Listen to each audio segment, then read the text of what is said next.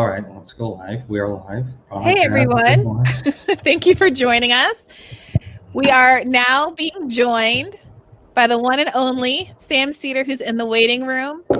I see you guys all in the comments. I want this to be a camaraderie evening, so please keep that in mind as I don't. frame I your don't at all.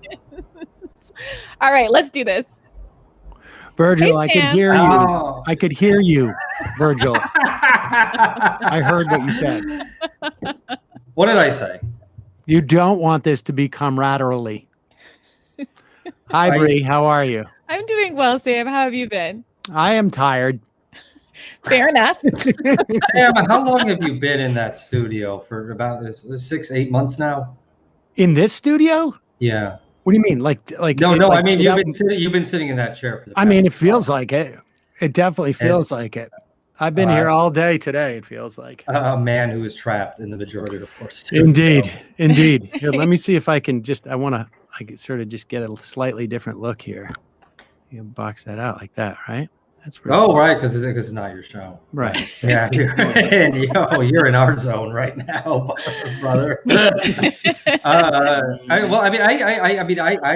feel the least about the force of vote stuff. So maybe you want to flip me and Sam, so I'm at the bottom of the screen.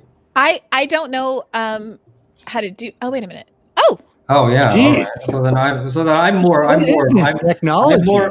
of splitting the difference between the two of us and you.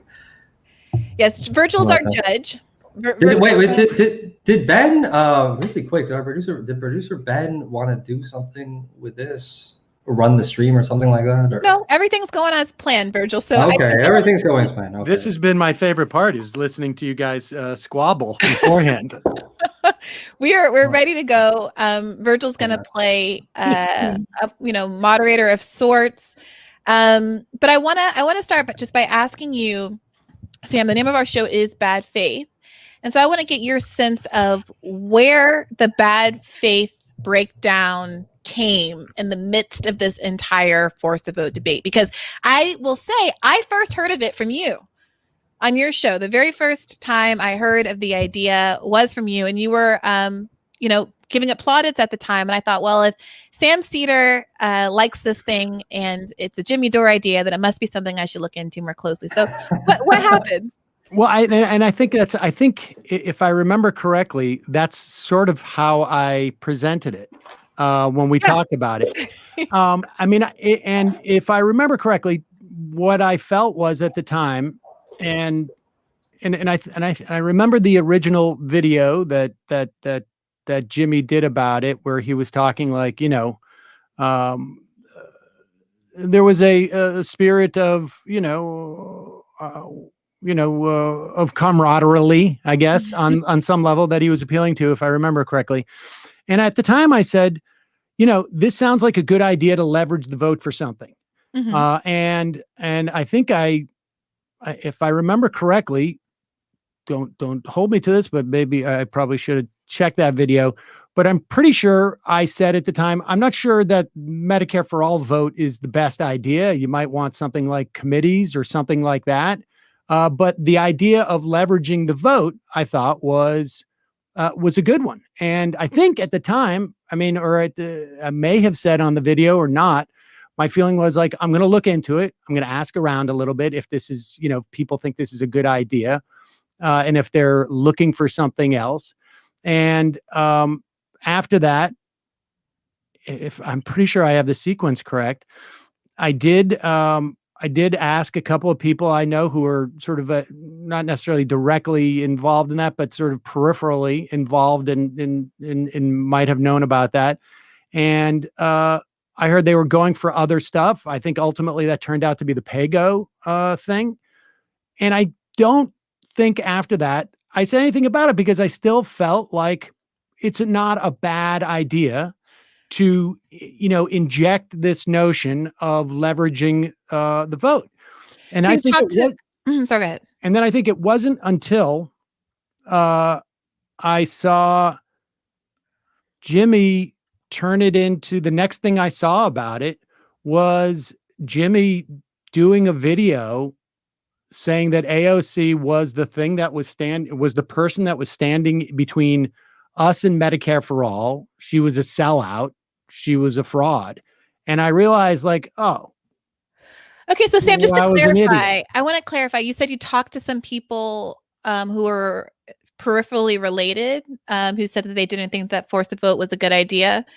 Well, no, it wasn't they didn't think that force the vote was a good idea. It was more like I was checking around to see if there's other things that are being leveraged. And there was, and the answer I got was yes. And and I think I had conversations with people who were like, what happens after let's presume for a moment that, and one of the things, I had trouble with subsequent to it was just sort of like, what are the mechanics of this? Like exactly like what is what follows from the force the vote? And at that point I decided, okay, not a great idea, but I'm not going to, I'm a very much a, let 1,000 flowers bloom type of guy. Are you able to tell us any more about who it was No. you were talking to? No, but it's not earth shattering. It's very peripheral people. And, we all have our sources. Some are on the record, some are off. And Sam's in a group DM with Bernie Sanders. But I can tell you this, I will say this, just for the sake of your audience, it was not AOC and it was not anyone at MSNBC. So there's the two sort of like, because Sam, there are, I mean, I don't know whether to credit this or not. But I read some of the comments on YouTube, on Facebook, and some people were saying that, on Twitter rather, that there was they had sources that suggested that there were some folks in Congress or on their staffs that wanted to kill the force the vote movement. And I just, wasn't sure if it was someone affiliated with a congressperson or not. No. Okay. So the question about step 2, I think, is that I'm glad you brought that up, because I think the point at which it became kind of bad faith from my perspective was largely around folks who are making this argument that we don't know what step 2 is, right? And to me, it's obvious. You withhold the vote in exchange for any number of concessions, which it's always been, my argument has always been, it's for a floor vote on Medicare for all, because I think that's what draws the greatest amount of spectacle. And it's an issue that is number one in the minds of Americans right now, as 15 million people have just lost their employer-based health care in the middle of this crisis. We all know how exigent the issue is. But in addition to that, as soon as David Sirota put out his excellent article about what all the other asks could be, including getting rid of Richie Neal, including getting rid of Paygo in its entirety, I said yes. And I included all of those asks and linked to Sirota's article in the article that I wrote very early in all of this, I think in mid-December. And so it was always about a lot of asks, including the ones that you just said were going to be the priority instead of Medicare for all. So if the issue is step 2, then that would be the same if you're asking for these narrow Paygo exemptions that they got, and it would be the same as we were asking for more, right? So it seemed to me that the what is step 2, which is what AOC said to Justin Jackson, right? In that Twitter thread, that's where the tone shifted from my perspective. When AOC weighed in that Twitter thread and offered up a bunch of responses that didn't seem especially credible. What is step 2? We just have to fight for a $15 minimum wage. That's priority. That's when the tone shifted away from the progressive caucus more broadly, and Mark Pocan specifically, to why is it that we're kind of being fed what feels like a misdirection? And is this really a crisis, a tactical disagreement, or is this a crisis of political will or something else going on here, or deals being made that don't necessarily inure to the benefit of the voting public? Well, let me just address those in order. I mean, one, I take exception with the two premises that you start off with. One, that a vote of 300 approximately, let's assume the 118 who have co-sponsored the bill vote for it in the House. Maybe you get one or two other people. I don't know. Maybe, but let's call it 125. You will then have approximately 320 people voting against it.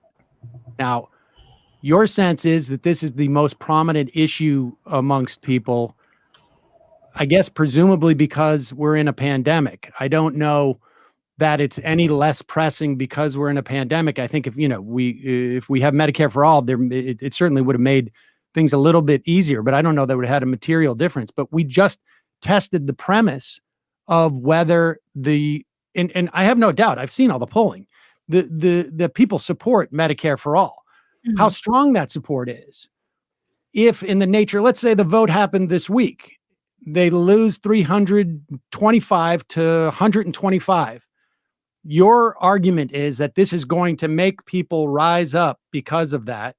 And I just don't see any evidence of it. We know that Bernie represented Medicare for all in the Democratic primary. That was not sufficient for him to beat Joe Biden. We know that 3 years ago, there was a vote that was shut down in the Senate.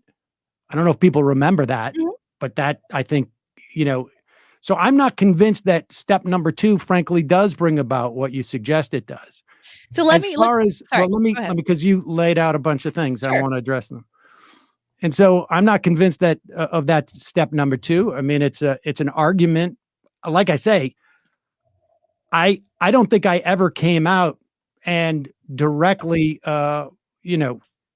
attacked, forced the vote, frankly.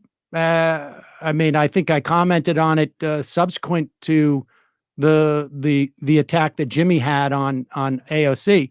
I appreciate, Sirota's article and what you added to it. If you go to forcethevote.org, none of that's on there. And that has been the thrust of the strategy. I agree that there were other things that they could have leveraged. I don't agree on the Paygo being so narrow. In fact, I think there's a tremendous amount of stuff. In fact, everything that is being talked about in the news, the $1.9 trillion, everything from the HEROES Act, which is over $3 trillion bill, could go through that, what you call narrow, right. It's narrow, Sam, because it only applies to things that are related to COVID and the Green New Deal. Everything right now is arguably a function of the pandemic. We have 900.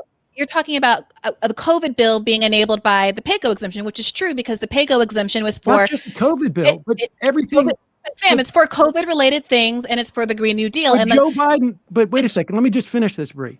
But I just want to correct. Well, but wait a second. No, I can't. There were things that you said that I disagreed with. I waited till you were done, and then I corrected them. In fact, what I'm talking about is a correction. I think Joe Biden is proposing what I consider to be, and it comes from the HEROES Act, a horrible idea for healthcare, subsidizing COBRA. Okay, which I think everybody agrees is incredibly wasteful. It's just basically a sop to the insurance companies. Mm-hmm. It was in the HEROES Act as well, and that will be covered by the Paygo exemption. Everything right now can be justified because we are dealing with the greatest economic crisis that we've had in terms of job loss since they took records in 1967. That there is nothing you're hearing about what Joe Biden or Pelosi or anybody is presenting right now is being subjected to Paygo. If it was Medicare for all, if there was a chance, we know that it would lose in the House 325 to 125. It probably would never get a vote in the Senate. If it did, it would lose. I don't know what the numbers would be. It would probably be 55 to 45 best, maybe 70 to 30. But the fact of the matter is that Paygo would, getting rid of Paygo would allow for Medicare for all, but we know it's not going to pass. Right. That's why one of the objectives was to get rid of Paygo. So one of the things I was arguing that the squad should hold out for and withhold the vote for is a complete eradication of Paygo, a Nancy Pelosi policy that they could have said, I'm not going to vote for you, Nancy Pelosi, until you get rid of Paygo. Instead of what they got, which instead was a Paygo exemption for things related to the COVID relief. But everything that's everything now. You can't pass Medicare for all using. Why could you pass the COBRA subsidies and not Medicare for all? Because it's COVID contingent, and doing a program that's a permanent economy shifting forever program like Medicare for all is not something that. And this is not me saying this, Sam. This is David Dayen immediately weighed in saying, I don't see why people like my former boss. at The Intercept are trying to pretend like this is something that's bigger than it's not. It is what it is. It allows what it allows, and it's a game. But even if we take the floor vote for Medicare for all completely out of the equation, the fact still remains that this was an opportunity of enormous leverage in which someone could have gotten a lot more than simply what they got. And it's not about characterizing what they did get as big or little or insignificant. Of course, it's important. That's not the issue. The issue is this the best way for them to have maximized the real power that the left had to actually either oust Nancy Pelosi or, in lieu of that, demand significant concessions for the left? I mean, I think it's, if they end up spending $2 trillion, if they end up spending, like we both agree, right? I mean, can we all agree here that there is no scenario when you talk about force the vote that Medicare for all can possibly happen within the next 2 years, right? Well, if I can address that point, I was taking notes as well during that last. So that was one of the points that you brought up earlier in your last remarks, which was that you don't know that Medicare for all is a priority for folks, or that passing it during this pandemic would make a material difference. No. I didn't say that. I said, I don't think A, it's possible for it to pass now, and B, I'm not convinced the loss of it is going to create any type of mass uprising. Okay, but you definitely said material difference. I mean, that's just a note that I took down. In terms of the pandemic? No, yes. I'm saying Medicare for all is absolutely necessary as far as I'm concerned, just broadly speaking. But I don't know that something specific to COVID, short of the fact that I think people are losing their health insurance because of employment. I mean, right. But short of that fact, that's a pretty big fact, Sam. 15 million newly uninsured Americans is a huge deal. And the only reason I believe it's not really being felt that way in terms of media coverage is because the media isn't covering it as such. And so my point with force the vote is not, of course, Sam, nobody here thinks that next week, 2 weeks, a month, even a year after a force the vote effort, that we're going to have Medicare for all. 2 years. And nobody. What do you imagine the vote count would just articulate to me? What do you imagine the vote count would be? I'm trying in this moment to articulate to you what the goal of force the vote was, because it was never about passing Medicare. No, it was not about passing Medicare for all. Because here's the issue, Sam.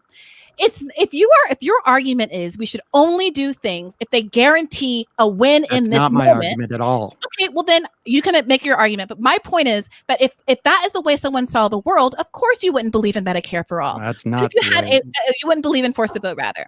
But if you had a longer historical perspective and understood that, for example, when in the lead up to women's suffrage, they did this exact same thing. They forced a vote that failed, but which galvanized a lot more public attention to the need for women's suffrage. And subsequently, about a year later, they were able, because of that upswell of energy and intention, to attend to it. So what you said earlier was that it will make people rise up. And did that happen in 2017? That felt a little flippant. Well, here, let's take your point about the 2017 vote.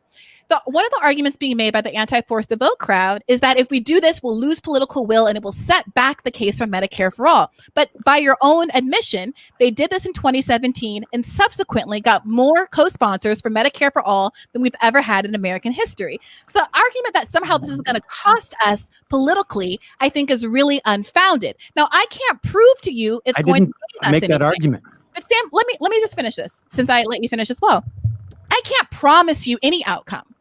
But in light of how limited the potential costs are, the idea that you wouldn't take this opportunity to withhold the vote to maximize what you can get, whether or not it's a floor vote on Medicare for all, whether it's Paygo exemptions, whether or not it's getting rid of Richard Neal as the head of the Ways and Means Committee, or any number of the suggestions given by David Sirota, what we saw is that the vote was never held, and instead a bunch of concessions that who knows what the negotiations were like behind the scenes that ultimately didn't add up to much were held out as some big get in a way that felt really disingenuous. And I think that that's why so many people on the left find there to be a credibility crisis. It's not that they hate AOC or hate the squad or want to throw anybody away, but they want to hear a better response and acknowledgement about why it seems like they sold this enormously important progressive issue for so cheap. Well, first off, I think the conflation between the idea that forcing a losing vote, which I think we can all agree, right? I mean, I'm not saying anything wrong that you disagree with. 325 to 125. No one Right. believed. No No the vote point in the was Senate. Never that was going to. Okay. Let me. win I just want to in make the sure that House. we're on the same page with this. Yeah. The idea that people are conflating a pursuit of Medicare for all with this particular tactic is wrong. Now, if you want to talk about other things that could have been leveraged, I mean, look. We were talking about them. We continue to talk about them. I'm willing to you know, I think you have an argument that maybe it would have been better not to get Paygo. Maybe it would have been better to get this. But let's play this scenario out. You say there is nothing to lose in this strategy whatsoever.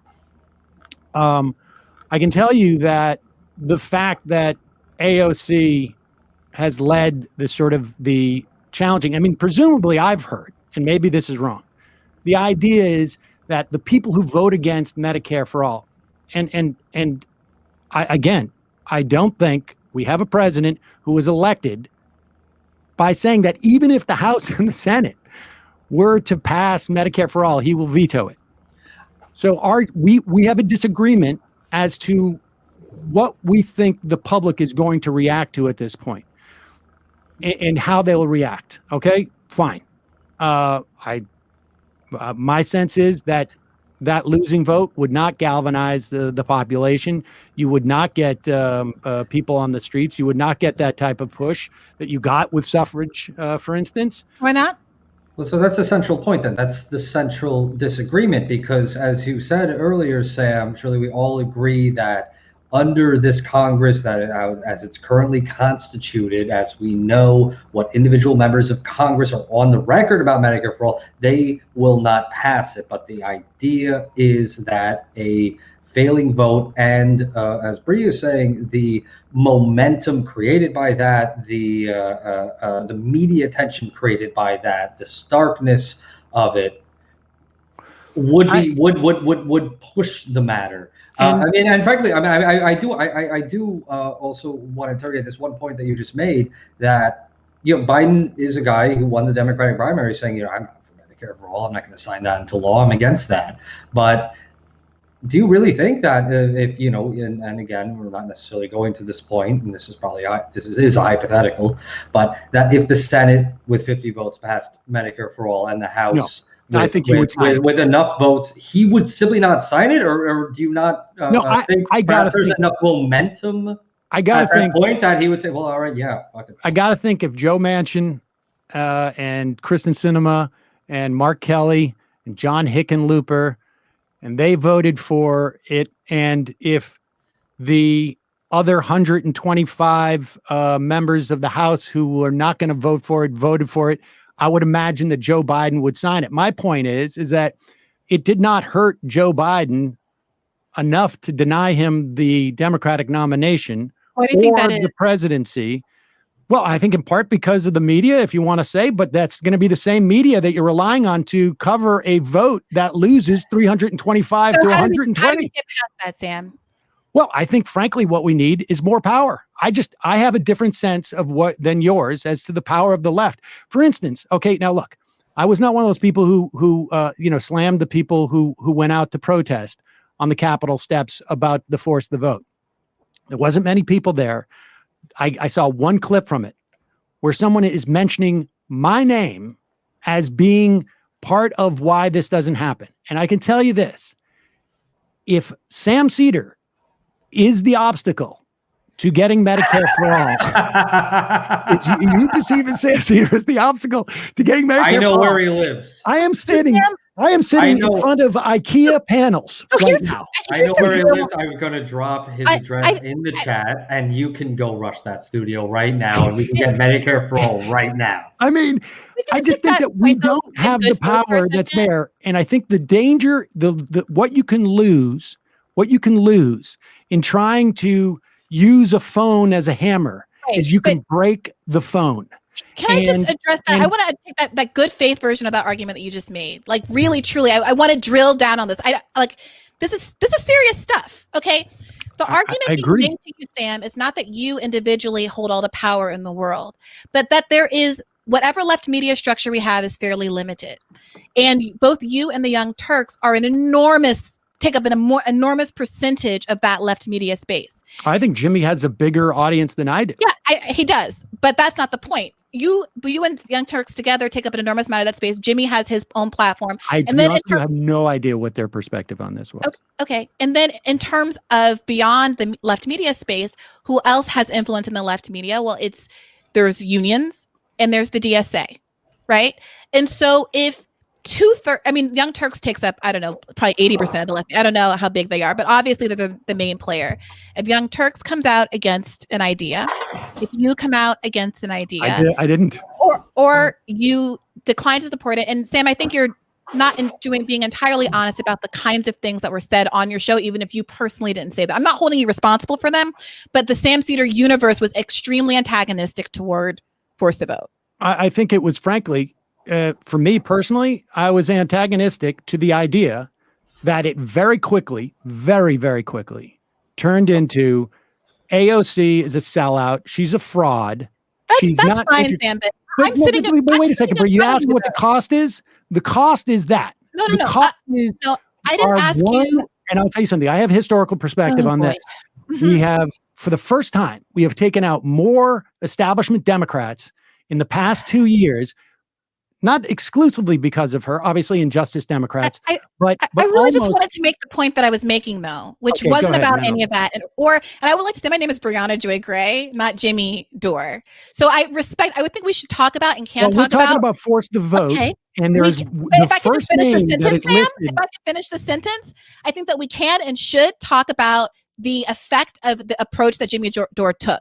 But in this statement that I'm making right now, what I'm trying to say is the argument that was being made is not that you have all the control in the world, but there was an enormous resistance that I'm not saying coordinated as though it was planned, but all the big players were either silent on the issue or were anti-Force the Vote for whatever reason. Okay. And what that does ultimately is take what could be a spiral of energy and natural enthusiasm that came up around the idea and deflate it. So you can't be suppressing an idea, which you can agree with suppressing the idea. It's your right. It's your show. It's your platform. But the DSA declined to weigh in. I'm not the DSA. That's fine. But the DSA declined to weigh in. The nurses union declined to weigh in. Young Turks was antagonistic to it as an institution, even though 80% of its viewership supported the idea. And you did too. So it feels a little unfair to say, nobody showed up, and not you, but other people were mocking that idea after having worked so hard to stem the natural organic tide of enthusiasm around it. Okay. Well, it is impossible to separate Jimmy from this. You said yourself, you heard about it from me, which I got it from Jimmy. Jimmy is the first name outside of Nancy Pelosi's on the forcethevote.org. For a long time, there was two supporting agents, and the first one was Jimmy Dore's logo down there.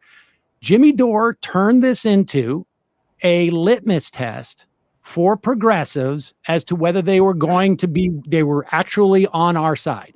And you asked about the cost. And when it became clear to me that this was going to cost a lot more, like I say, I was open to the idea from a perspective of 1,000 flowers bloom.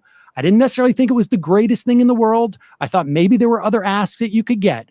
But as soon as he took the energy, and it was all emanating from him and around him, he was on every one of those conversations. You mentioned Sirota and conversations that you had. He was in I didn't see all of them, but all the ones that I did see, he was there. Whether it was 5 or 6 other people, he was there dominating the conversations.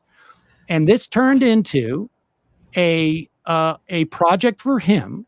And it was, I don't know on that Slack I saw the images on that Slack. I don't know how representative that was, but it at the very least captured what I found to be problematic of it. And I thought that was the cost, because from my perspective, having had my historical context, I have watched for 15, 20 years an inability to primary Democrats who are establishment Democrats or conservative Democrats. Donna Edwards, I think, was the last one that we saw, and that was in 2006 maybe, and that was a big deal. And I don't even think she was that far to the left, frankly, relative to where people are today. And yet, the central figure, and if you go back and you look at too, like things like if you look at the reporting on the Energy and Commerce Committee that AOC was shut out of because she was doing that primarying. Had that, I think there was a couple of articles that made the point that had that vote been public, they would have been very nervous about voting against her. And that means that the value and the power that she has to do with her Twitter following, her capacity to raise money, her popularity on the left, and to go after that and fundamentally undercut that. And if I have power, Jimmy Dore has more power.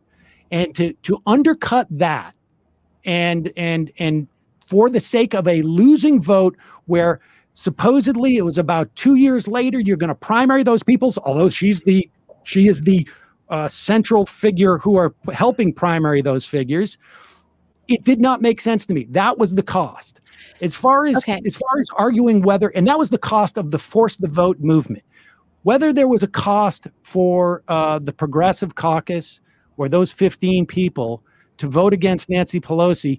I also have an argument. I don't know if I buy it, but I mean, I'm not a sitting congressperson, but let's say Nancy Pelosi says, fine, don't vote for me.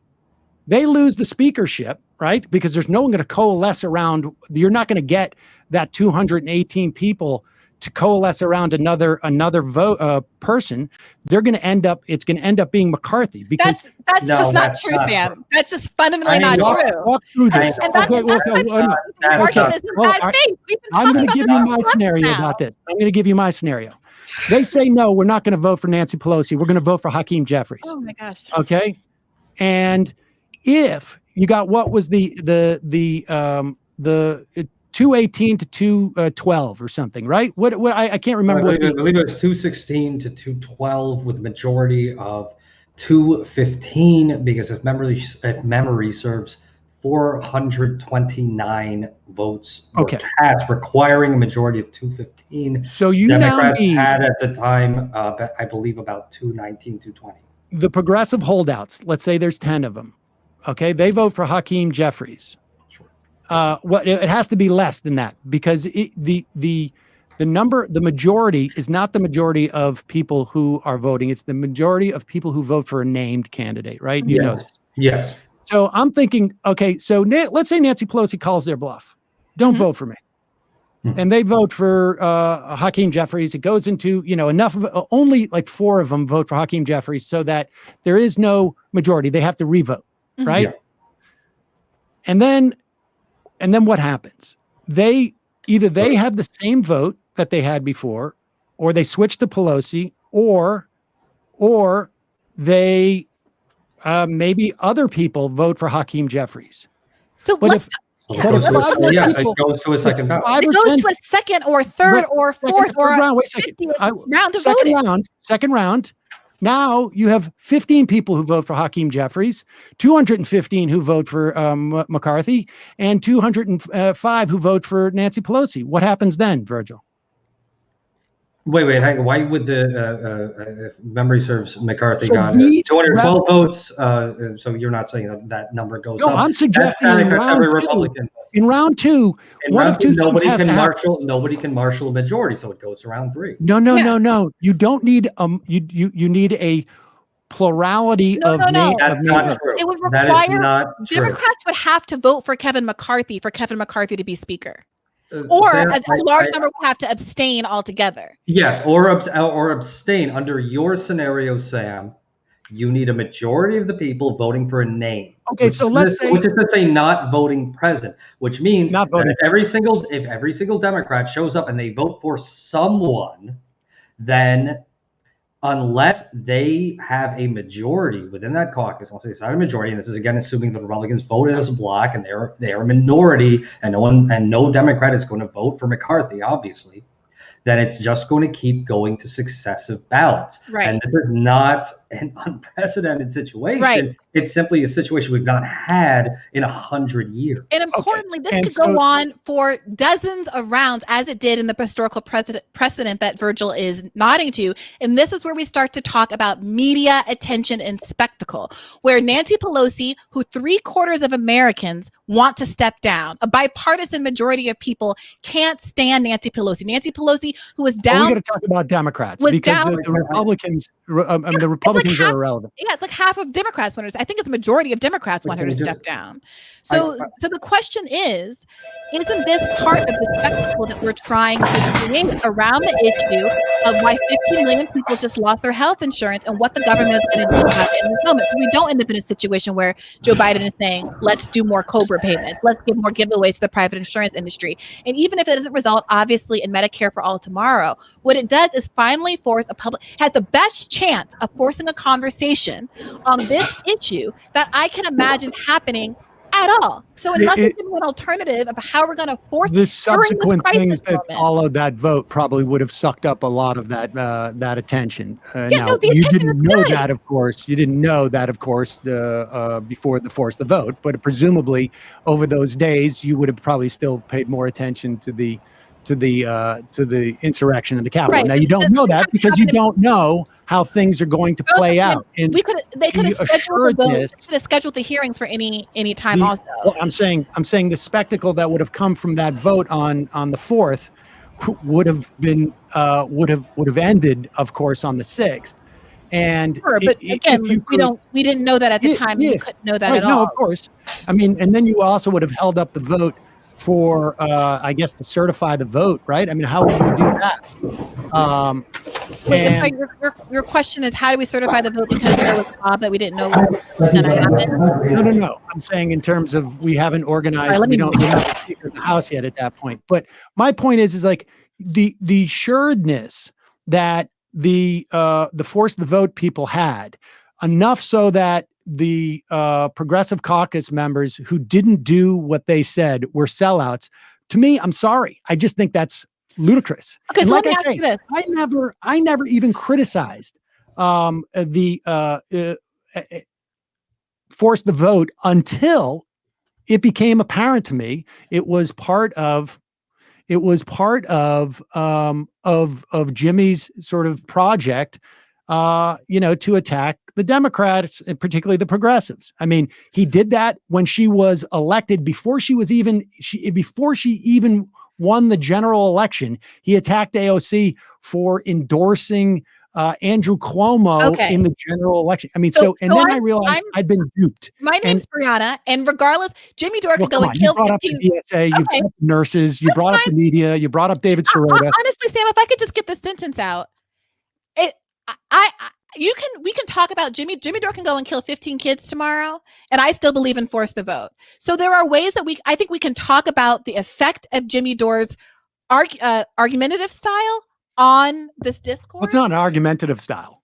Okay. I don't mind his style. I think that when you put out and make the argument over and over again that she's a sellout and they're a fraud, I think that does damage. We can and we should talk about that, but that's different than making an argument for why force the vote is good or bad. And if you're asking why I didn't support it, that's why. Because I didn't want to associate myself with a attack. Okay, so that's honest. That's honest. Oh, yeah. So you're not saying that you actually think that force the vote was an effective strategy or a bad idea. You didn't like that it was associated with Jimmy Dore. I thought, like I've said this 3 times on this, and I thought it was a middling idea. When I found out that they were leveraging other stuff that I thought had more material benefit and not. But it doesn't have more material benefit because they could have asked at least for you to get rid of all. You and I have a disagreement. I believe that Paygo, exempting Paygo, but they didn't exempt Paygo. Excuse me, at a time where we desperately need funding, we need expansion on all sorts of things, ranging from expanded unemployment insurance. We need checks. All of that, I think that was a valuable get. It was valuable, but it wasn't a get. Huh? It was valuable, but it wasn't a get. You have no knowledge if their failure to force the vote resulted in getting those things, if those things were already planned concessions or not. Moreover, part of my demand was to get rid of Paygo entirely. So if we're talking about the material value of either of those things, yes, your demand was you. Look. I'm saying there is an argument, okay? But neither one of us knows how much you could have leveraged at this point. Well, you want to argue that you think that their negotiations, that their ask wasn't big enough? Fine. I don't have a big that is what I'm arguing. And here's why. But as to why I wanted to distance myself as fast as I could, because I'm not going to be part of a project that disempowers for what I think is a highly speculative tactic that I think is dubious, frankly. But again, I was perfectly willing to just, let 1,000 flowers bloom. Like you said, there was no strategy on my part to go like, I'm going to support this so that Bree signs on to it, for instance, and then I'm going to pull the rug out. No, it was and to say that Jimmy's not associated with force the vote. I didn't say that Jimmy's not associated with force the vote. To say that he wasn't the biggest advocate or the person most close to social. Very central to it. It was his idea. That is why when he started to use it as a leverage to disempower the progressives in Congress, I decided I'm done. So I'd like to address that point, if I may. I don't believe that Jimmy is trying to disempower the progressives in Congress. What I believe Jimmy is doing, whether or not you agree with him or the tactic he's using, is trying to use his platform to pressure the elected officials, the progressives that we have worked so hard and have this unprecedented number, to your point, in Congress, to do the thing that we want them to do, which is to use power when it falls in their lap. Now, in this instance, we didn't need to get a majority of progressives in Congress to enact the plan. That was the whole spark and magic of it. That with a very small number of people. Well, let's take that first premise, though. Take the first premise that you made, the assertion that you don't think Jimmy's agenda is to disempower progressives. Sam, I'm sorry. Which way is this going to go? I feel like I'm in the middle of a point. I feel like I've been letting you. Okay, go. If I could just finish this point. I have like a whole notepad of notes that I'm trying to catch up on from the various issues that you brought up that I think are important to address. Jimmy's perspective, I don't want to speak for him, but it seems obvious to me what he's doing is to be the farthest, angriest version of the left, to create political pressure on progressives to do what they said they were going to do when they ran for office. One of those, AOC in particular, since she's come under focus, said that she wanted to oust Pelosi. She complained just this past January, a year ago now, that it was regrettable that the Democratic Party was so moderate, so to the right, that we couldn't even get a floor vote on Medicare for all. That's almost a direct quote. So what Jimmy's trying to do is say, I don't care about AOC per se. I don't care about the squad per se. I'm invested in these individuals insofar as that they're advancing the interests of the progressive movement and are fighting tooth and nail for the policies that caused us to support them in the first place. And he is willing to become the antagonist in that by being the most ferocious attack dog to push them where they need to go. If AOC were to say, hey, this is my plan for Medicare for all, and demonstrate a fighting spirit, there's no one in this world, I think, who would imagine that Jimmy Dore would just randomly keep antagonizing her for no reason. No, doesn't have a vendetta out against AOC. Whether or not I think that his approach is most useful is a different question. But he doesn't have a vendetta out against AOC because he hates her or something. It's because he simply wants her to conform with her own campaign promises. So I want to put to you, Sam, what is the point of having these people in Congress if, when they have real power to leverage, they decline to do it? I disagree with your assessment of how much power they had in this instance. We do disagree that they could have held up the vote for Nancy Pelosi and ensured that she didn't get seated if they wanted to, given the way the voting structure that we just talked about. They could have gotten rid of Nancy Pelosi by voting for McCarthy. Well, sure, but they also could have gotten rid of. Do you think they should have done that? Would you? Let me ask you this. No, obviously not. So, do you think they should have done it by voting for Barbara Lee? Well, and holding up the votes until what? Until they get enough. Do you think that the Democrats? Do you think the Democrats do you think the Democrats in Congress, and do you think the Democrats in the general population, if let's say AOC and Tlaib and Omar and I don't know, Bowman and one or two others, Cori Bush, if they were preventing Nancy Pelosi from becoming Speaker of the House, where do you think public opinion would fall on this? With them, because 3/4 of Americans revile Nancy Pelosi. That's the whole point. You think that Democrats would do that? No, I think the you and I Democratic have a different establishment- assessment of what would happen in that I think scenario. MSNBC and CNN and mainstream Democrats are going to very much side with Nancy Pelosi. I Right. think the American public is going to aggressively side wait with a the second. squad. I'm sorry? How many mainstream Democrats do you think there are in this country? What do you mean? The Well, you just mainstream said Democrats don't like mainstream Nancy Democrat. Pelosi. I'm You talking about pundits. I'm talking about people on Okay, TV. Like pundits, Nancy but I'm Pelosi. talking about when you talk about public opinion, you're saying that all the major vehicles to shape public opinion are going to be against those five who prevent Nancy Pelosi from being Speaker of the House. Right, and are, but it won't matter. It will redound negatively against them, just like it did, by the way, when the mainstream media lined up against Donald Trump, who still somehow managed to win in 2016. Here's the thing: the media can influence public opinion, but at a certain point, even they have to conform if they don't want to lose their audience. So this is a given. you and I have a disagreement on what would happen in that scenario. I mean, we do. Your feeling is that the public at large is going to say, "Oh, I hated Nancy Pelosi before, but now we're going to all side with her and against this enormously popular group of young black and brown." The public at large is going to be so tired of conflict at that point that the idea that they're going to rally around AOC and Ilhan Omar and Cori Bush because they're preventing Nancy Pelosi from seating, I think that is, I think that's fantastical. Okay, well, we have a very, very different. We have a disagreement on that. Of what it means for 75% of people. But since you started that with what Jimmy Dore's intentions are, okay, I'm sorry. The fact of the matter is that AOC, as a freshman Congress person, her strength comes from the fact that she is one of the biggest fundraisers in Congress. She does it all from small donations.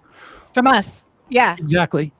And I think, I don't know what Jimmy Dore's intentions are. Maybe you do. I have watched Jimmy Dore for many years now, and I do remember when he attacked AOC as a sellout in the general election supporting Andrew Cuomo.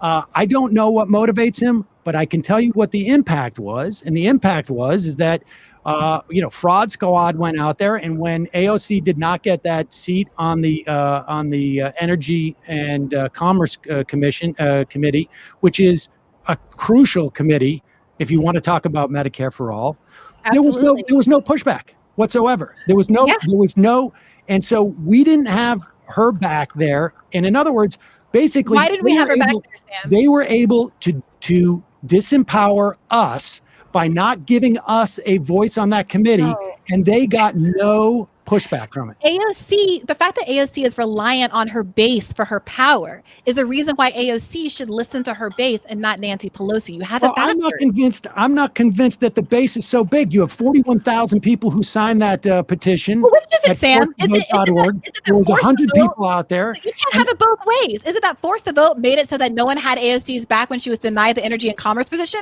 Or is it that AOC's base is still with her and Jimmy Dore's base the far sexier story for the media was about, the fraud squad hashtag. First of all, the media barely covered that to begin with. The lefty media was interested, the internet was interested, but as with most things, it takes a big splash. It takes AOC herself to draw attention to the issue, which, by the way, the only reason, I want to be clear about this, the only reason we're talking about AOC and why she's such a focus of this is because she inserted herself into this conversation in the thread with Justin Jackson. So I think there's been a lot of bad faith discourse about the focus on AOC. I do think there is now at this point some undue focus on her. It's all of them together. And I think that she's taking the heat for the inaction of a lot of other squad members who should also be in focus right now, and people who are progressives but not in the squad. But right now, we should be rallying about getting Katie Porter a waiver so that she can sit on the Financial Services Committee. That could have been one of the demands if they had decided to force the vote. They could have actually demanded specific committee positions, but they gave up their power. That would have been a better thing to ask for. I don't know. Well, Sam, I don't know what you were asking for, but part of the vote campaign I was a part of explicitly said that we were going to ask for committee seats. Well, that same thing that you were part of was basically saying fraud squad, and I wanted nothing to do with that. Sam, the fraud squad hashtag didn't even emerge until after the vote came out. So I'm not really sure. I'm sorry. Listen. That's what I was talking about. It's the only time I came out publicly. The first time I came out publicly with any negativity associated with that was when Jimmy Dore did that video. You know what I'm talking about. I don't know what you're talking about. I know that Garth got trended the day of the vote. In terms of his agenda, one of the things that came out on that Slack, as you know, was that there was a lot of people. I don't know anything about anything. I'm not a part of the Slack. The Slack I'm a part of is the DSA Slack. I logged into it. I had a bunch of people making fun of me as well. But I didn't use that to condemn the entire DSA. I want to know what the video. I would like to know what the video is and what Sam has to say. On the Slack channel, apparently somebody leaked some things, and there was a lot of people on there who were saying this is important for the movement for a People's Party to show that to make it out as if the progressives in the Democratic caucus are useless, and there is no reason for a progressive party, for a People's Party, if they're effective. And I'm not true. What the Slack said was you didn't see the Slack. No, I saw the clip. I don't have firsthand knowledge of the Slack because I'm not in the Slack. So when you said, as you well know, I thought you were implying that I was a part of that Slack conversation. No, I'm not part of the Slack either. I just saw those. Well, pardon me, but the screen grab that was circulated by Ryan Grimm on Twitter said that if the squad doesn't do this, if the squad doesn't use their power, it's a demonstration of why we need third parties. And we can use this moment to demonstrate why we need an outside pressure from someone like the People's Party, because people who are a part of the Democratic Party are obviously unwilling or unable to flex the kind of muscle that we need to move the progressive movement forward. Now, you can frame that as, I'm trying to kill the squad so that we can get FP. Well, I think that's very consistent with what Jimmy's been doing. He's been pushing for a third party for the past 6 years.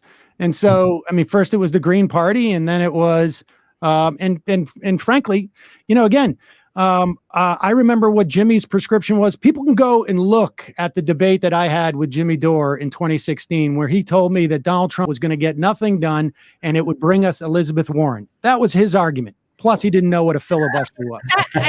And if we're talking about, you made some assertions about what Jimmy's intentions are. This is my understanding of Jimmy's intentions are in this context. And frankly, honestly, I felt like I got completely duped and did not, when I actually was, took Jimmy's first video and proposal for this, I was far more, I was naive about thinking that I should have known. And I have to say that I felt deep regret about that because I was duped. And I realized, and I don't know, he wasn't trying to dupe people. I think it's just in his nature.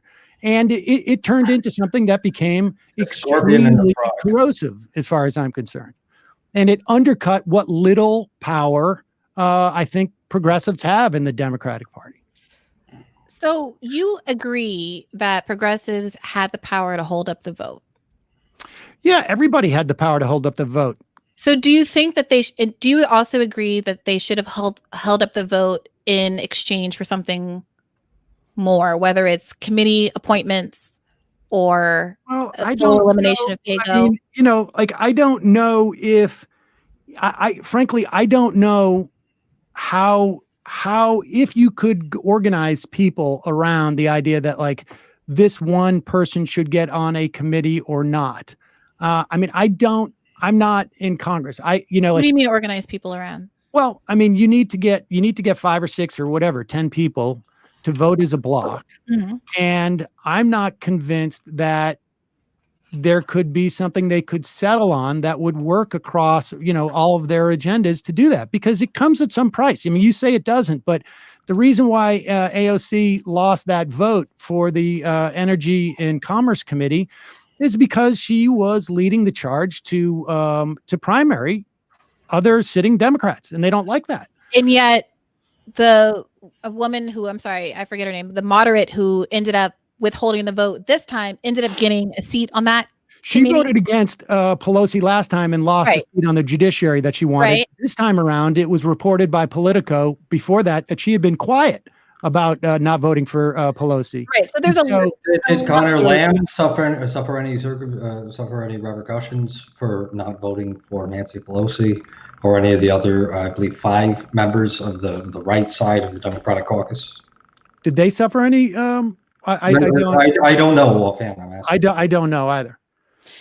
Yeah. So there's a lot of assumptions being made about why any of this happened. But what is assured, what we know for certain is that until 4 or 5 members of the Progressive Caucus, the Squad, whatever you want to call it, agreed to vote for Nancy Pelosi, there's no way that Nancy Pelosi could become Speaker of the House.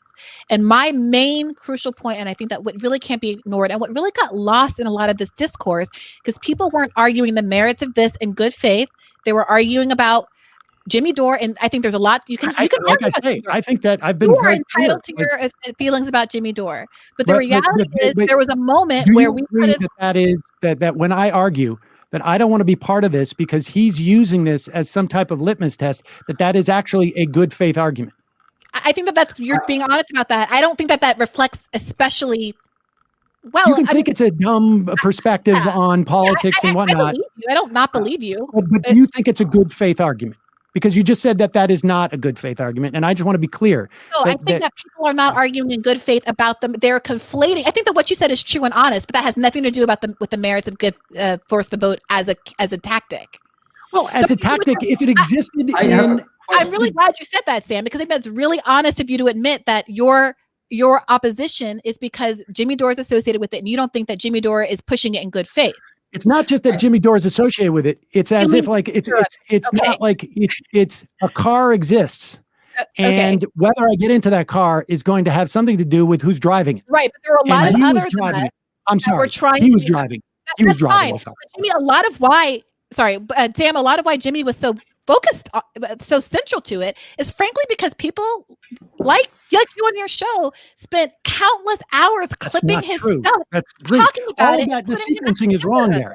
He was the only person who had his logo on the petition for forcethevote.org. He's the first person still to this day. I have a factual question here. Until after the vote, the organization came up with the logo and all of that after the vote. Not true. Not true. If I could make a point of information, you've been referencing forcethevote.org. What is that? Because I know Force the Vote as a strategic proposal, as a tactical disagreement. I also know that people are organizing around this in a Slack of some kind. But is there That's not the same Slack, by the way. I want to be clear. The Slack message that Ryan Graham was circulating was from I think a People's Party Slack. That's why I'm not a part of it. I'm not affiliated with the People's Party movement. The Force the Vote Slack is this random Slack that I've been tweeting out that it's got its own organizational structure. There's no leaders. They've just been trying to figure out what to do at this moment to try to fight for Medicare for all. Those are completely different Slacks. So my point, my question is, are we talking are we talking about a strategy, or are we talking about something weightier, something more organized than that? I mean, as a strategy in a vacuum, I was, again, supportive, maybe not necessarily for the ask, in particular ask, but the tactic itself, I was supportive of. When it became hijacked, if you want to say, or simply it was already being driven by that person, and it started, instead of traveling to a distance, it became something to hit pedestrians with, however you want to do this metaphor, I decided I don't want to be sitting in that car. And I think it became even more, and then people were attacked for not wanting to sit and associate themselves with that. The tactic in a vacuum can be effective, but if it's being wielded in a certain way, I'm sorry, like then as soon as it becomes a tactic as a way of establishing that and essentially, disempowering the most progressive wing in the Democratic Party, I'm not going to lend what little force me and my IKEA panels can add to it. So why not take the reins, Sam? Because my approach to it was, I saw the response that Jimmy was getting. I think that there is frankly value in having a more aggressive approach exist in the world. I think that everyone can't be the reasonable person in the room. We need to have anarchists. We need to have people farther to the left. Exerting pressure and threat. I have anarcho-communist on my show. I appreciate that. I appreciate that. But my argument, wait a minute, Sam. It has nothing to do with ideology. So my response was to say, okay, if people don't like Jimmy, let me write my own article and people can engage with the idea separately. And you know what all the responses to my article talked about? Jimmy. And so I tried to show leadership. I tried to show how you could be interested in the idea without some of the bombast that Jimmy was bringing to the equation. And I think that you, since you were the one who first even brought the idea to a lot of people's attention, could have taken leadership and said, I don't like what Jimmy's saying, but here, I'm going to be the focal point. I'm going to be the spokesperson for this issue. And I think nobody would have had a problem with that. I think, like I say, the idea of forcing the vote on Medicare for all, it became a different, in my mind, the ask was not the best ask, but this thing had progressed. It wasn't my thing. I wasn't going to go in and try and arrest. If it's a good tactic, why not try to? Because I'm sorry. I just wasn't interested in engaging in a fight with Jimmy about what the ask should be for that. I think it's You were, because you engaged constantly. You just engaged about no. I was perfectly willing to step back and just let the thing grow. I mean, if I had brought you into it, then I felt like I had done enough as far as I'm concerned. And when it became clear to me that this thing was being wielded in a way that was going to be destructive, I didn't want a part of it. And when it became clear to me that it was a continuance of what I perceived to be Jimmy Dore's project, and then I struck back at Jimmy Dore. I mean, this feels like is the people who said, oh yeah, I guess I like Medicare for all, and I like a lot of what Bernie's saying, but his supporters are just too aggressive and I can't get on board. Well, yeah, but I wasn't one of those people, and that's not my point. My point is that I think Jimmy Dore teaches people to be stupid. And I think Jimmy Dore is out there. I just watched, if we're going to get into this, I just saw a video of him talking about the Boogaloo Boys. I'm not without having done any research on. No, but I think this is reprehensible, and I think this is really problematic. Okay, I think this is how because if my if this is perceived as being like inconsequential, I want to try and put it in context so I see it as more consequential. Okay, when there's a guy out there saying, hey, maybe we should embrace the Boogaloo Boys because this guy with a weapon is talking about taking out government in a civil war, but he also... This guy with a weapon trying to take out government, that could be said about a million left-wing groups in the world. Excuse me, but this guy's a Boogaloo Boy. This guy's Sam, we all saw the video. You're not going to sit here on our show and misrepresent. I haven't seen the clip you're talking about, but I did see the Boogaloo Boy clip. You should look at the clip. You should watch the clip. So I don't want to talk about stuff that is not germane to this issue and is not being represented on the book. You asked me why I didn't get involved, and I'm telling you. That is fair. We are all very clear that you personally don't think that Jimmy Dore is a worthwhile vessel for this. You think that it's worth throwing away? I think he was using it in a destructive way, and that Jimmy Dore was using it in a destructive way, and it tainted it. So, what I'm saying, and I hear you. I think that everyone understands your point of view. I think the argument that you're having with everybody about Jimmy Dore is proof of my that he tainted it. I'm trying desperately, can I tell you, to stop talking about Jimmy Dore because 15 million people lost their health insurance this past year, and I can't get you to focus on that issue for more than 5 minutes. Hey, no, because you want. Listen, I can focus on Medicare for all, but that's not the same as force the vote. It is, Sam, because no, it was a it isn't. Only you admit, in Sam, your mind and maybe in some minds of others, but not in my mind. The tactic that you just admitted was a good tactic, but for Jimmy Dore, which could put us on a path. I said the ask was not good, Bree. The ask, a losing vote for Medicare for all is not going to do what you think it's going to. Sam, you just sat here and waxed philosophical about how important Paygo is, and you're right. So why not ask to get rid of Paygo entirely instead of these narrow exemptions for COVID and for the Green New Deal? Because everything that passes in the next 2 years is going to deal with COVID, and Nancy Pelosi is done after this. Oh my goodness. Bree, I have a question for you then. Sure. Is if force the vote is a tactical disagreement and not a plot by Jimmy Dore?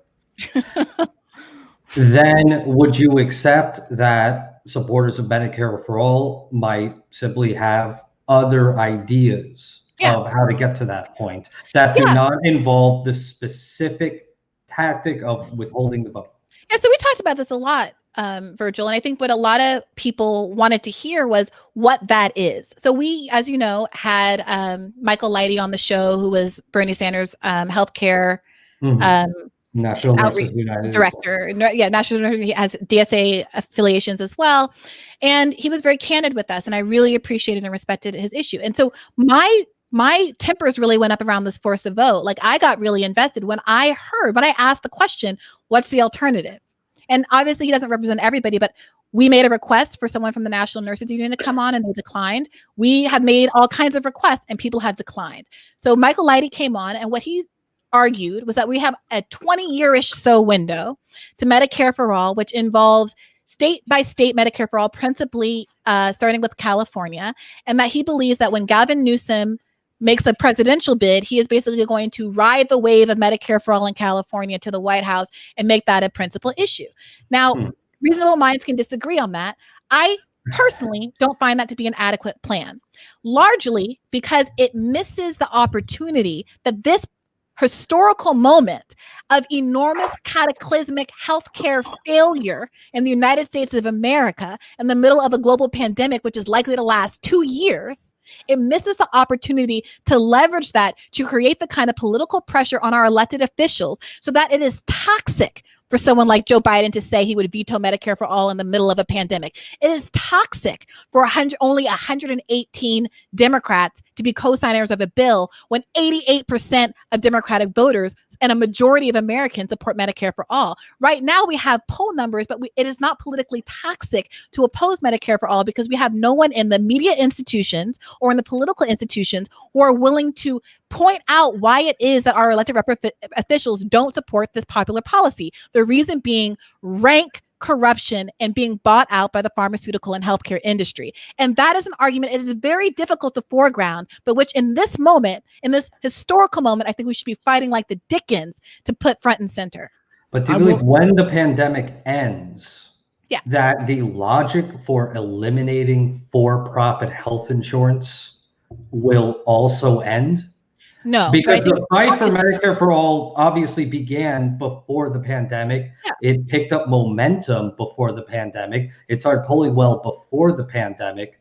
Shouldn't the fight still exist after the pandemic? Well, Joe Biden said he would veto it during the pandemic. Of course, and that's not to disagree. That's to not to disagree. No, I understand with the point of that. Yes, this is a critical juncture, but that the fight obviously won't end. So the point, and I'm really glad you asked that because we've talked so little about what these hearings could really look like.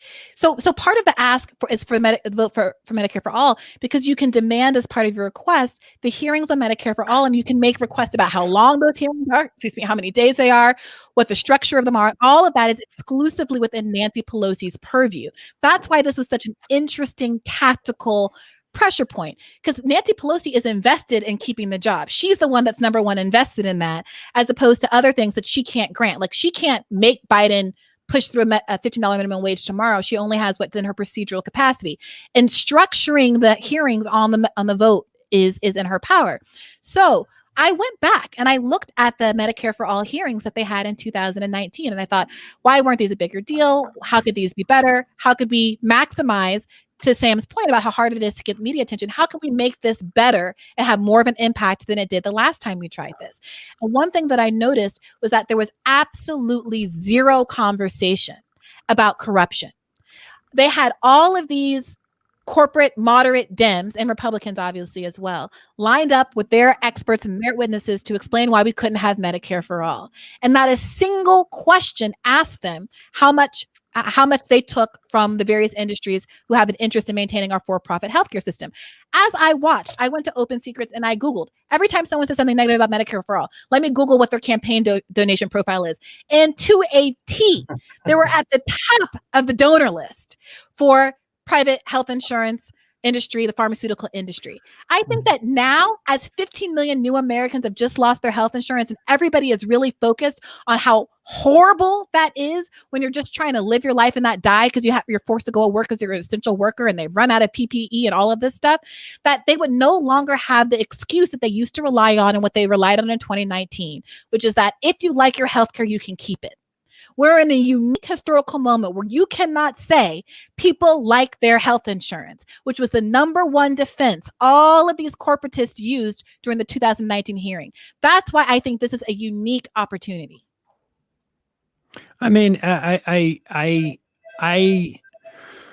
think we're in a uniquely a unique crisis. I'm not quite convinced that what you're saying will galvanize those things. I mean, I think, getting rid of Richie Neal who wouldn't allow people to even literally say the words Medicare for all at that hearing. Yeah, I agree. Would also be very effective. And that was on my ask list. And well, I mean literally getting him out of office. I mean, you're not going to take it. I mean, sure.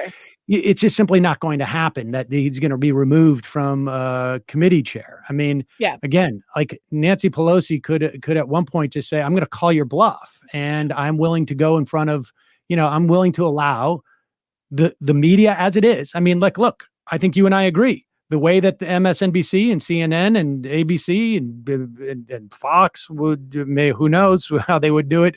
But they would all just make it look like you have 5 or 10 Democrats who are being obstructionist.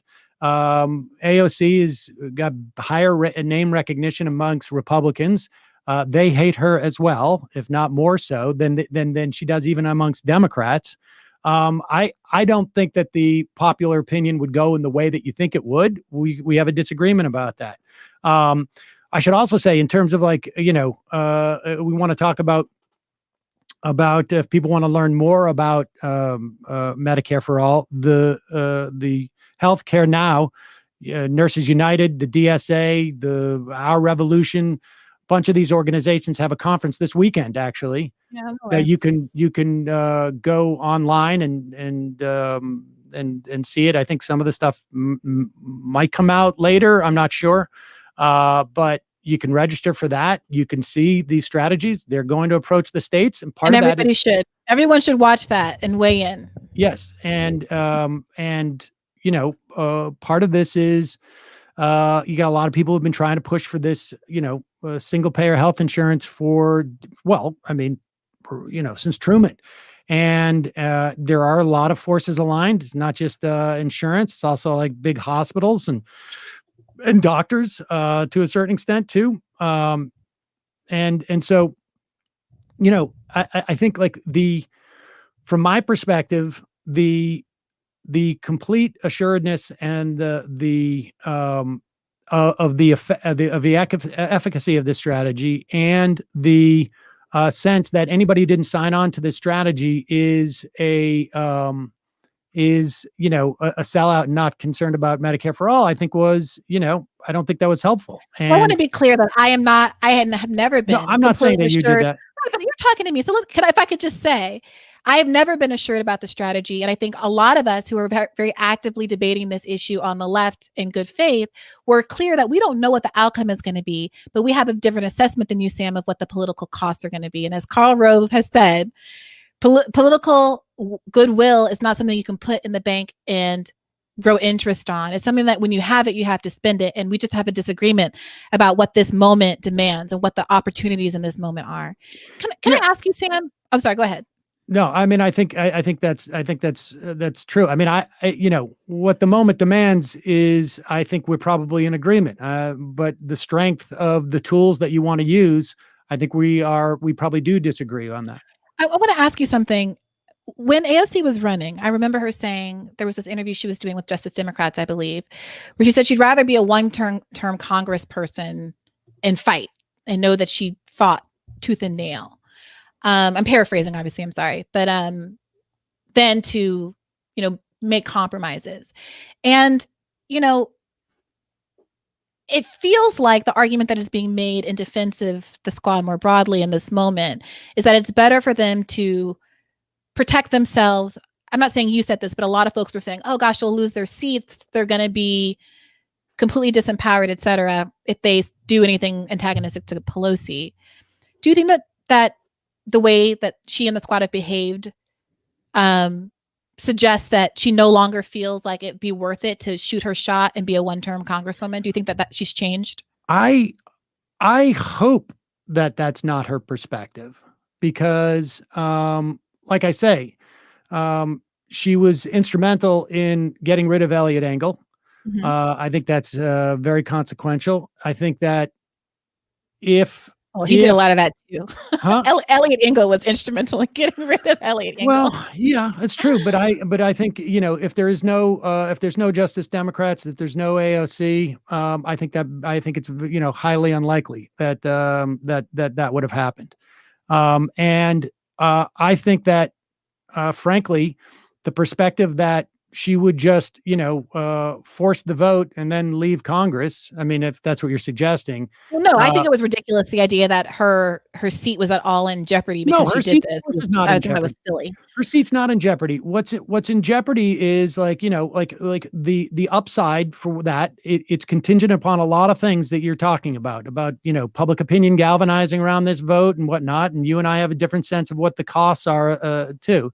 And I think, I may have a wider berth for accepting that someone could that idea is that someone else could perceive that idea is not as strong as I do. But I think that one of the things that you should always assess when you get into a fight is your chances of winning. And in every fight that you lose, there are costs, and there can also be benefits in losing fights. And I think my sense of what was to be lost was greater than what was to be gained. And I suspect that was also, the progressives' perspective. You don't think that the Paygo exemption for the time being is relevant? Nope, that's not what I said at all, Sam. That's not what I said. They could have gotten more. Yes, they could have gotten more. They could have gotten more. Paygo is incredibly important, which is why they should have gotten more. Maybe. I think this is going to be sufficient for the next 2 years at least, because I think we're going to be, like you say, dealing with this pandemic for a long time, and just about everything in our society is impacted by it. But I want them to continue to amass power. I don't think they have much. I don't think the left has much. I don't think that people are going to galvanize around the things that you think that they are, based upon, just the fact that Joe Biden beat out the candidate for Medicare for All in the Democratic primary. But what do you take from that? What do you take from the fact that Joe Biden won? Do you think that's an indictment of Medicare for All as a policy? No, I don't think it's an indictment of Medicare for All, but I just don't think it motivates people as much as we would like it to. Could it be that beating Trump was just a bigger priority than Medicare for All in the last election, and that it's actually not a referendum on people's preference for that policy? I'm not saying it's a referendum on people's preference for that policy. I'm talking it is a measure as to what they are going, how much they're willing to trade off for that. For instance, gun control. Gun control it has enormous support, broadly speaking, but it's not people's first issue that they vote on. Right, I agree. I think that what happened in the election was that beating Trump was people's number one priority. And for a lot of reasons we can talk about, including the media, the perception was that Joe Biden was the only person who could beat Trump. So, I don't think that it's the fact that Biden won really says anything at all about the status of Medicare for All. Well, Sam, it does say that it does say that people can find at least one other thing that's more important. A thing that no longer exists. Right, but maybe there could be others. I mean, look, what was the pushback when the Democrats passed the HEROES Act? What was the pushback to the COBRA subsidies? I mean, I talked about it for a long time, and I spoke to AOC about it. Actually, she came on my show and said that was horrible. It's garbage. And I can tell you, the response to that was crickets. Yeah, there should have been. I know that Jimmy Dore is very vocal about that as well. So I think that there needs to be more coordination across left media to drive the kind of enthusiasm which came very organically around Force the Vote. Don't have that kind of strength. I got news for you. Like, this is honestly, it's like it's like bald men arguing over a comb when we start talking about this. I disagree. And I said this to Jimmy Dore as he was critical of me for not talking more about the failures of the CARES Act, and I think that's right. Not CARES. I'm talking the HEROES. Sorry, the HEROES Act. The issue is the CARES Act was in the spring. But I am personally talking about the CARES Act. But regardless, I think that part of the issue is, I know personally, I'm like constantly looking, journalism is crap. I'm constantly looking to people like Sirota and Dave Dayen and like the few outlets that are covering, Stein at Washington Post, the few people who are covering what I need to know here or there. And then I try to amplify it to the best of my ability. But it feels like I'm just doing a one-woman kind of like impromptu comms task here. And it does feel like shouting into the void sometimes. And I think that there could be a lot more coordination to drive home certain messages. We're all talking about the same thing on the same day. We all get direct feeds from the reporters who are doing this stuff so we don't miss something. There's so much happening, something important doesn't fall through the cracks. And we talk about how to frame issues in a way that they're accessible and relatable to people. I think that even if you disagree with Jimmy Dore, we could have had a conversation even about how we could I watched reframe people trying to have a conversation with Jimmy. I watched that. I saw that. I was talking about you and I having a conversation, or whomever else it was. I'm totally open to that. I'm totally open to that idea. And all of those reporters you talk about, I have a lot of respect for, and do as much as I can to promote them. I got the Sirota's on a list right now that we're going to book. Sam, if I could jump in right here as the kind moderator, I think something you just said was very important. You're describing the salience of issues among voters. And we all saw Bernie lose the Democratic primary, even though most of the primary voters, when asked about the issues, agreed with him. And your notion is that, well, they simply felt that beating Trump was a more salient issue and that they perceived Biden as the better candidate. So with that in mind, if you want better electoral outcomes for one, then shouldn't the effort be to change which issues are most salient? In terms of like what people, what they perceive as being most salient? Yeah. I mean, perceptions, right? Yeah, I think that is, I think that's hard to do. I mean, like I've watched. I mean, look, you don't have to tell Bree that.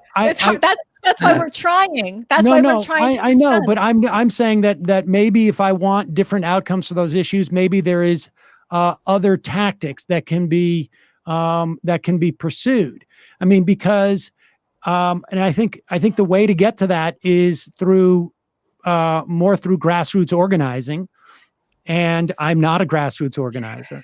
I do think that there needs to be, more organizational strength on the ground. But then I also do think that what you need to do is literally get to a critical mass of lawmakers who support these positions. And we're just simply not there yet.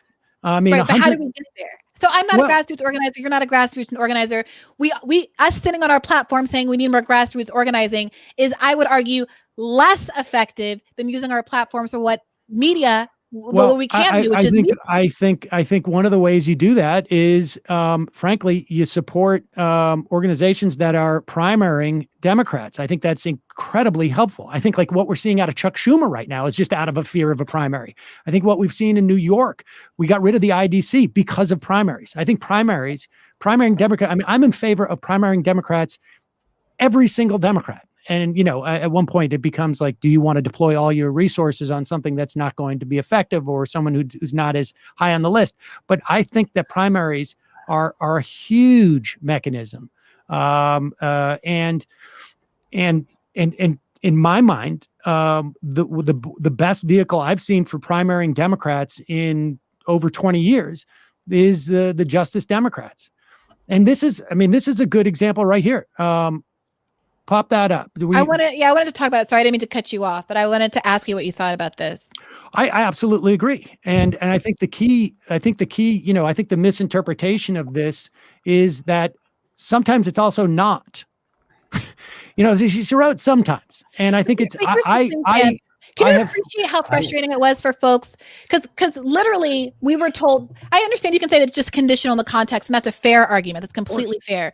But there are people who made this argument for force the vote whom were told, no, you're just stupid. That's wrong. That's a bad tactic. If you don't win Medicare for all, then there's no point of it. There's no point in getting someone on the record, et cetera, et cetera, et cetera. Well, I actually hate this. And I actually think it makes everyone look wrong. Honestly, you hate what? The last sentence here. Sometimes we vote for the historical record to let future generations know we did everything we could, which is to say, what, nothing. Well, that's what they're 100%. I agree. That's the weakest. Yeah. That's the weakest reason to do it. That's just sort of self-satisfaction, and I think that's the most vacuous of reasons to do that. But really, what she's saying is, on some level, it's like one is to get a sense of where people stand on this. Now, in the context of Medicare for all, we do know where they stand. I mean, that's built into the thing, right? We want to get those. We can almost exactly know what the vote count would be on a Medicare for all vote.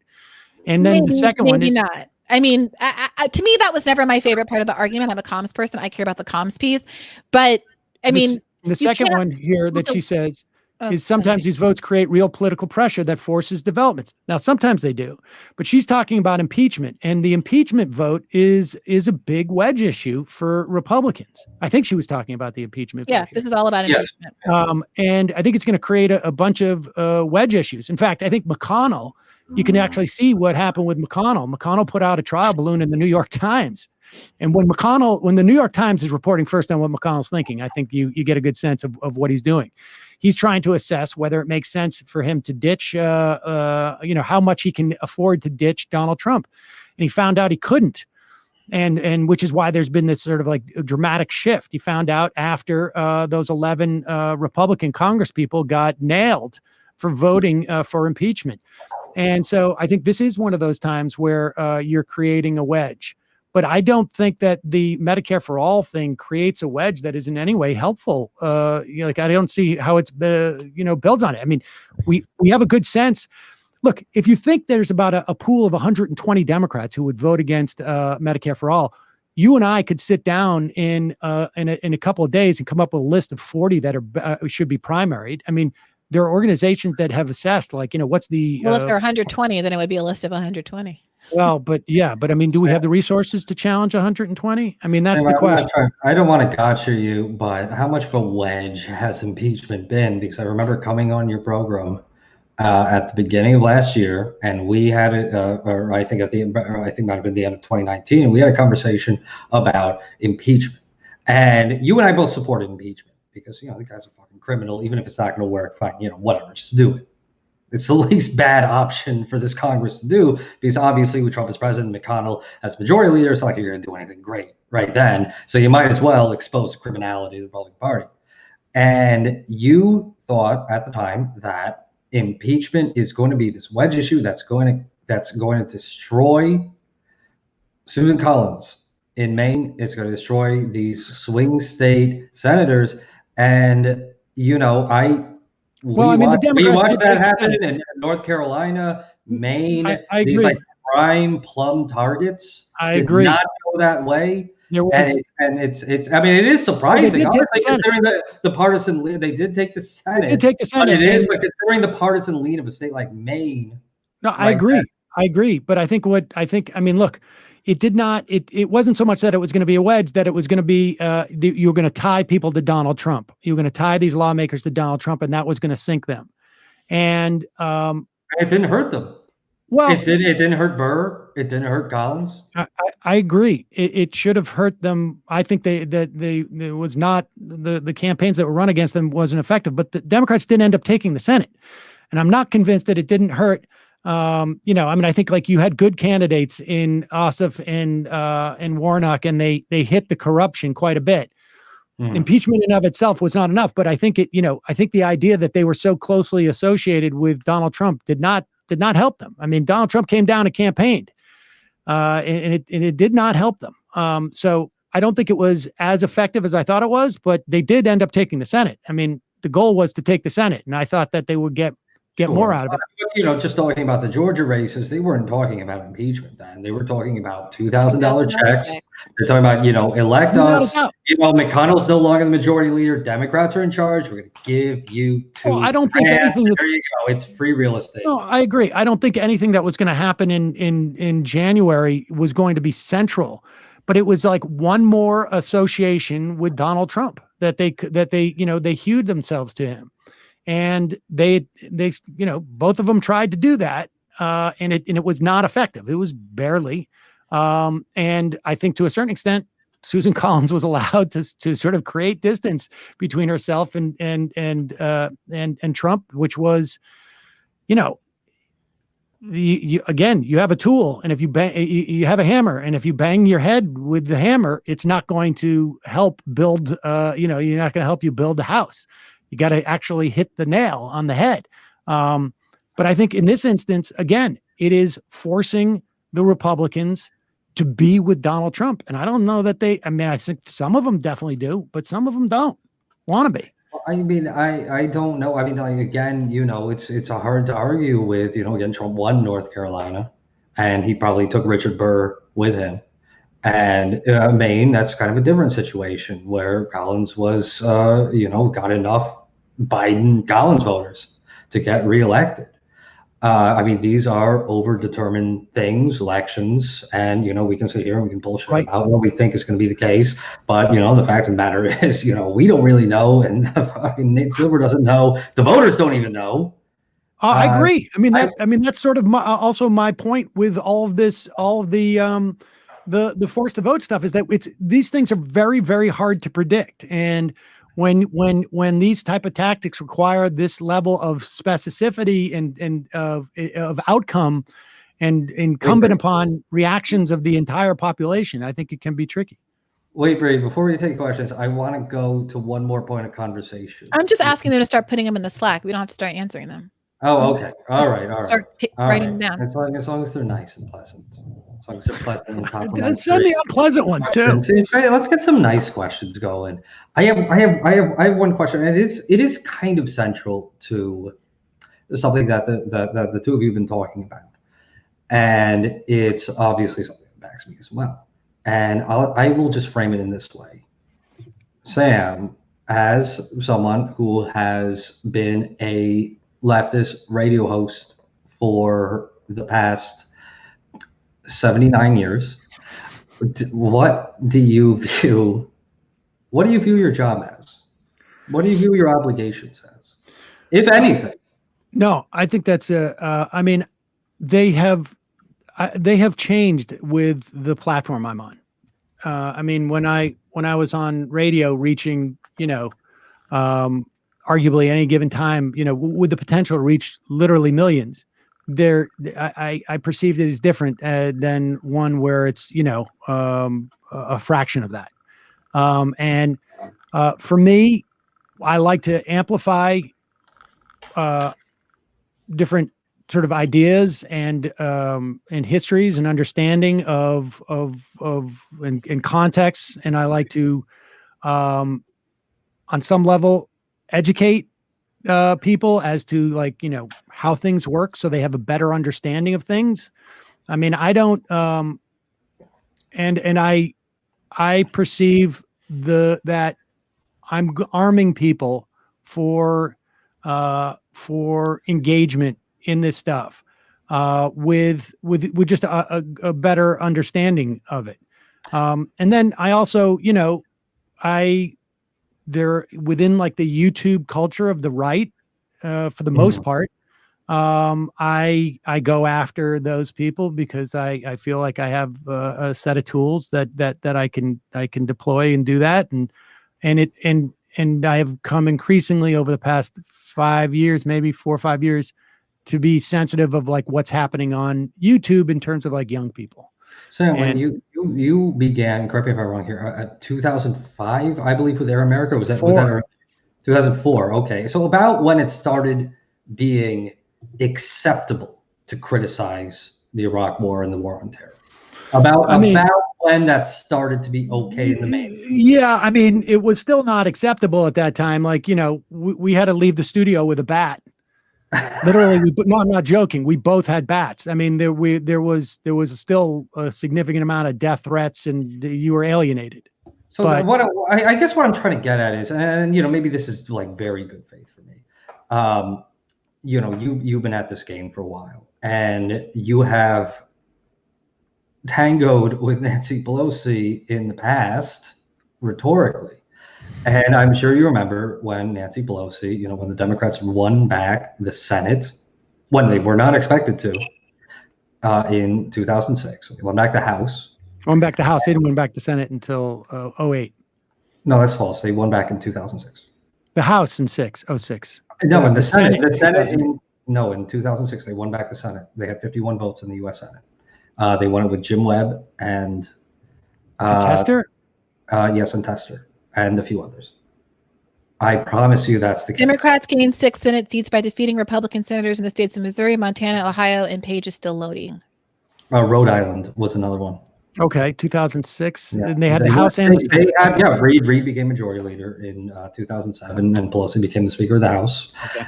And it was then that the left wanted the Congress to revoke the funding for the Iraq War, to stop the war. That, this is what we've been fighting for the past 4 years now. And we elected the House, and this came with a lot of left energy, and a lot of people had soured on the war. So defund the war. And then another demand was impeach Bush. Yeah. And neither of these things happened. Neither of these things happened. Nancy Pelosi was bragging about it. Bragging that she didn't do it was within Nancy Pelosi's purview as the Speaker of the House, and the House is supposed to, that's the people's house. It's fundamental to our constitutional system that the president just can't wage war that has to be paid for by the House of Representatives. And so defunding the war, like just refusing to pay for it, not even voting against it, just refusing to pay for it, would be enough to stop the war. And they didn't do it. Correct. And they didn't do it. So I just, reaching back to that history. Well, let me. If you see any parallels to today. I don't know about parallels per se. Like there wasn't. What happened in 06 was the war was what was driving a lot of activist energy. I think ultimately what won the House at that time was corruption. Mm-hmm. This guy who was involved in a scandal where he was basically preying upon his interns. It's Capitol Hill pages, and there was cover up from it, and you had like the number 2. I remember, can't remember his name, but the guy from Buffalo. Yeah, guys. I mean it was extensive, but the worst was the big one that hit in the fall was this Mark Foley scandal. The Foley scandal, yeah. And I could tell you, I moderated a panel with Conyers and with Elizabeth Holtzman and I think it was Lewis Lapham at the town hall, and Conyers had a book like this of what you would impeach George Bush for. Mm-hmm. And people should not misunderstand. I've been saying for probably close to a year, particularly around when Pelosi first announced the Paygo thing, which I think was in the fall of 2019, that I had come around to basically the position of I would rather someone whose ideology, I would rather Tim Ryan be Speaker of the House, because then it puts progressives in direct oppositional. Even from the conventional wisdom, I don't think Nancy Pelosi is a progressive, but she has these sort of bona fides because she's from San Francisco. Yeah. And she was one of the co-founders of the Congressional Progressive. In both worlds. I can understand why a half a dozen members of the House don't want to simply be responsible for not,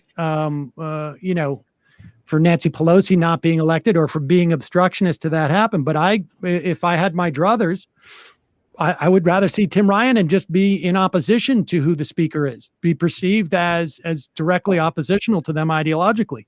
But you know, I think it's easy to make assumptions about how things are going to turn out and not know the you know, the cost that different, you know, members of the caucus perceive. But that's what I would have done. Bri, you made this comic? So I did editorial cartoons for the Crimson when I was in college. I had wit. And this was a cartoon that I did around the Foley scandal. That's amazing. That's amazing. I should probably take these down because they did not age well, all of them. Oh, how interesting that it's about Facebook. The one thing that... and that's when Facebook was just at Harvard, right? By that time, I think it had broadened out because there was another cartoon I saw as I was scrolling through just now where it was a joke about how everyone could get on Facebook now, which is not very camaraderie, to use the word of the day. I remember this moment that defines the 2006 win for me. There was a congressman, he was the number 3, I think, in the Republican caucus, maybe the number 2. And he was from, I think, Buffalo. Maybe it was like the 29th district in New York. I can't remember his name. And he had a press conference, and they wanted, and as this Foley scandal was breaking, that it became clear that the leadership knew about Foley. He held a press conference and brought 25 children with him that were children of his staffers. What? And he lined them up in the press conference with him.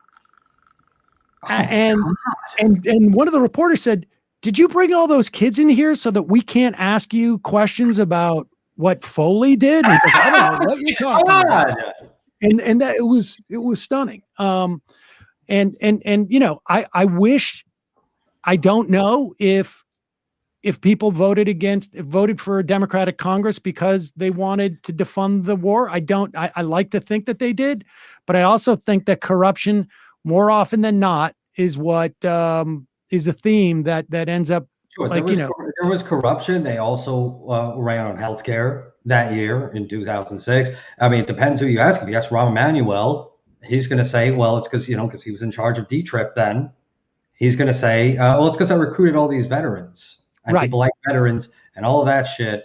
I mean, we all remember the wackiness of that time. The fact of the matter is they won. That was also the year, I remember very well that they took back the Senate, because that's when Rick Santorum went down, 2006. It's when Lincoln Chafee went down, 2006. It's definitely a Santorum cartoon. That's when, God, I just want to see more of Santorum, 2006. God, man, yes. I feel old. Yeah, that's when Jim Webb beat. Well, I remember Allen, Webb. Yes, 2006. That's the like you said. We all thought Jim Webb was the guy. That was a talent going down in Missouri, beat by Claire McCaskill. Yep. That's when Lieberman got reelected, even after losing the even after Lamont. Yes. Wow, this is all coming back to me too. Oh my God. I just want to see more Brie cartoons. Lamont announced his candidacy on radio with me. Really? I didn't know that. I was filling in for Randy Rhodes. So I got him on because she had a very big audience, and he came on, and it was a Friday. He made the official announcement on Monday, but he said on Friday that he was going to run against Lieberman. I was not a fan of. The reason why I bring up this history, and the reason why I asked this question about left media, is because right now it really does feel, because there's not a left movement in this country. I don't think there's not a left party. There's not a real labor movement in this country. It's been destroyed. It's been fucking destroyed, eviscerated for the past 50 years.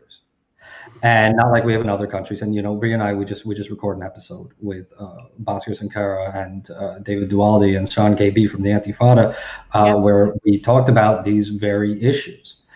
And right now, the left is largely constituted. I mean, it's not very big. It's not on television. It's not in the New York Times. It's largely a subcultural thing.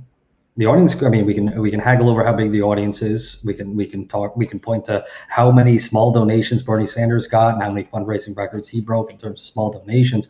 But he broke all of them. Yeah. But nevertheless, it's not it's not a structural thing. It's not a big thing. It's not part of the background of our the structure of our political system.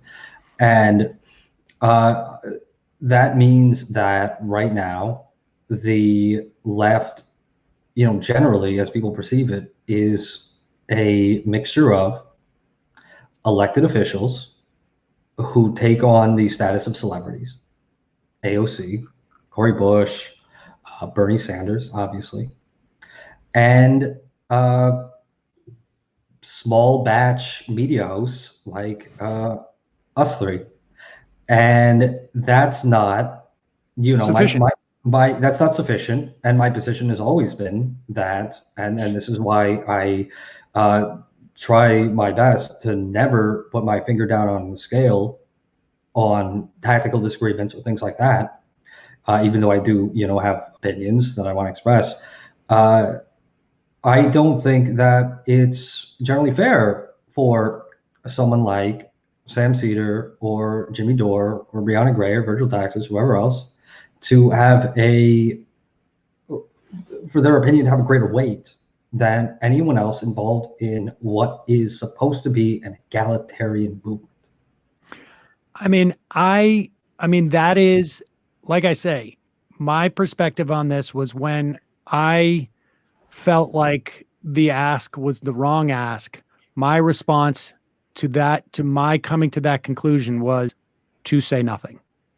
And it wasn't, I didn't engage in it. I mean, I gave it some amplification, as Bree said, that's where she heard about it. I gave it some amplification. And it wasn't until I felt like Jimmy was doing something destructive. And even then I was more about like, I wasn't even commenting on the car. I was just saying like I was commenting on the driver. And when I did, engage in watching, like when Sirota tried to say we should have different asks, or when I can't remember who it was, Ben tried to say that we should have different asks, or when Stoller was trying to say we should have different asks. And, those were train wrecks. And so but that's true. I agree. But Ben, Stoller, Sirota, Jimmy, and I are all on the same side of this issue. I mean, the nuance was destroyed, and that's fine. I mean, I haven't. They all argued with Jimmy, and I'm sure have complaints about Jimmy, and I don't think that he behaved well toward them in all of those instances. Well, it's not so much that he behaved well to it. It's that it was quite clear to me, walking away from watching that as a viewer, that what he was doing was, in my opinion, more destructive. And that's fine, but I'm just saying the subject of all of that ire, all of the people who got shouted down. I'm not saying it was right that they got it shouted down, but despite all of that, they didn't throw out cars just because there was a bad driver. They still like the car. They just want to take the wheel. We had a disagreement about how dangerous a car can be in the hands of the wrong person. And right, but they just took the wheel. They just decided to not let Jimmy drive and to make their own arguments, and they supported the argument. They're better people than I am. I mean, I don't know what to say. I mean, this was my assessment. I have, I am aware of Jimmy, and I think he's, like I say, I was willing to ignore that initially, and then it just became just impossible for me to ignore. I felt implicated in it, and I didn't want any part of that. And so that's how I acted on that. I mean, for the most part, I mean, look, to your point, Virgil, I don't do a show where I don't take phone calls. I don't do a show where I don't, where questions are sent. But my point is that like I try and platform as many people as I can. I don't, I don't really care about doing that with people on the right, to be honest with you. I'm not going to pretend like I do that because I don't, I'll bring on libertarians. Frauds and imbeciles. Huh? These are frauds and imbeciles. Right. I'll bring on some frauds and some imbeciles, but it'll be mainly to indicate that they're frauds and imbeciles. Yeah. But when they stumble onto there. I think your point about where the left is well taken. Now, I happen to think that there's actually more of a left now than there was 15 years ago. And I think our society broadly has. I think a lot of that is generational. And I try to not be satisfied with that, both to have some perspective on it, but also let it, perceive it as insufficient because the times demand more. I mean, we're in many respects in worse situations than we were even 15 years ago. Yeah. And I think building upon what we have is crucial.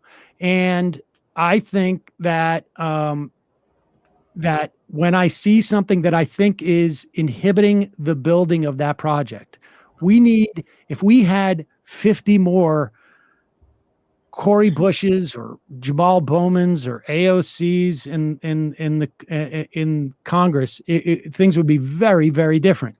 And like, I think that what the Jayapal is doing with the Progressive Caucus is relevant. I think it's important. I mean, before it's been just like you pay $4,000 and you get the branding, and they are trying to restructure that so that you can get smaller group of people, but who are more cohesive. And I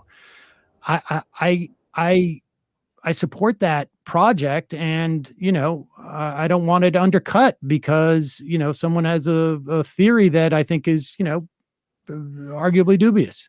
So my perspective is that to build on what we have already, we have to make sure that 20 years from now, or whenever it is that we finally have whatever the quotient of progressives there need to be for us to start making any kind of basic demands to catch us up with the rest of the developed world, the original progressives are still progressive, and not like Nancy Pelosi, who was widely perceived to be a genuine progressive 30 years ago when she was championing Medicare for all, and she was asking why we didn't have a floor vote.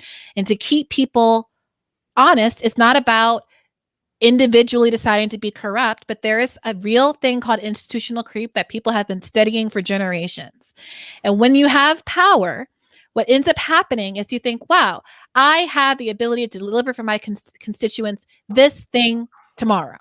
And that is real. And those are real people who need a real thing. And you are constantly negotiating the trade-off between, do I hold out for this thing that may or may not come down the line, or do I settle and deliver this real tangible benefit from the people who are looking me at my face in my district every day? And the reason that I disagree with Dora's approach is because I think it's important to point out that it's not about individually deciding to sell out, which is what people can take away from calling someone a sellout, and more about the institutional creep that I just described. But and that dilemma that you just outlined too, dilemma, which is just legitimate. But what I do think is useful about Dora's framing and the energy that he's bringing to this is that constructively, if you are behaving the same way as a person who did literally sell out, because you are waiting whether or not to take a risk or not take a risk in a way that leads you to the same outcome every single time, then at a certain point, does it matter what's going on in your heart or your head? Like, I think it does matter to people because we like AOC. I like AOC. I've interviewed AOC many times. I think that she has, interpersonally, I'm inspired by her. I think a lot of us feel positively about AOC. But I also think I also think it's fair to want to hold her feet to the fire. I agree. And if I think there's room for Jimmy Dore. I think there's room for Kyle Kulinski, who's like, hey, I'm the guy who started the organization that got you elected. And we didn't intend for you to take this kind of lackadaisical approach. The whole point of Justice Democrats was to have someone who was oppositional, who was willing to burn out and be a one-term congressperson if it meant putting these ideas on the map. And I think it's fair to have someone who's more like me. I think there's to have someone to have more like Tim Black's approach, and on and on and on until you get someone, some folks who are saying, hey, I like you, AOC, but I'm going to push you gently. But someone has to make you afraid. And that's where the Tea Party on the right, I think, gets it a little bit more right. There have to be people who they know are going to embarrass them a little bit to get them to, and you can disagree about this particular tactical moment. I'm not talking about that. But I think generally speaking, the left isn't willing to do anything that would quote unquote hurt the people that we have elected, including Joe Biden, which is why we're not seeing elected representatives even in the squad saying things like, why isn't Joe Biden delivering on Medicare for all? Why, I mean, or things that he can do by himself, like student debt cancellation. They'll say, I want to cancel student debt, but they won't say Joe Biden could do this and he won't. Put the pressure on him, right? And so that's the kind of adversarial attitude people are wanting more. That's my main complaint. I agree. I mean, I agree in terms of your broad point. And I just think that, I think that it is, and it's situational. And I think, I don't make an assessment of what's in AOC's heart. I don't, I don't really care like what about politicians, like if they're nice or not nice, or if they're sincere or not Doesn't sincere. matter. Like I perceive them as tools, as instruments. And but there are times where it's like I say, I'm not going to use my phone. I could hammer in a nail with this, but I'm going to break it. And I'm not saying that that this would necessarily, break AOC, but I'm saying that there is a calculation at times where it's like, is using this tool to do this worth it in terms of the outcome? And in this situation, that would have been broken. What do you imagine? I mean that sincerely, like in good faith. What do you imagine the negative consequences for AOC and the squad? I want to broaden it because it's not all on AOC. I don't think it's fair to put it all on AOC. But what do you think the negative consequences would have been? Well, I think there were negative consequences by the way that this was handled. No. If they had gone ahead and said, yes, let's force the vote, everyone's in agreement. From their perspective, like what? I mean, I don't have a full sense of, from their perspective, what they would perceive the cost to be if they, but also don't just make it just about force the vote, because I think there are some things that I would argue. I mean, personally, for me, like I would like them to have to get rid of Nancy Pelosi. Me too. That's a different strategy though than force the vote. No, right?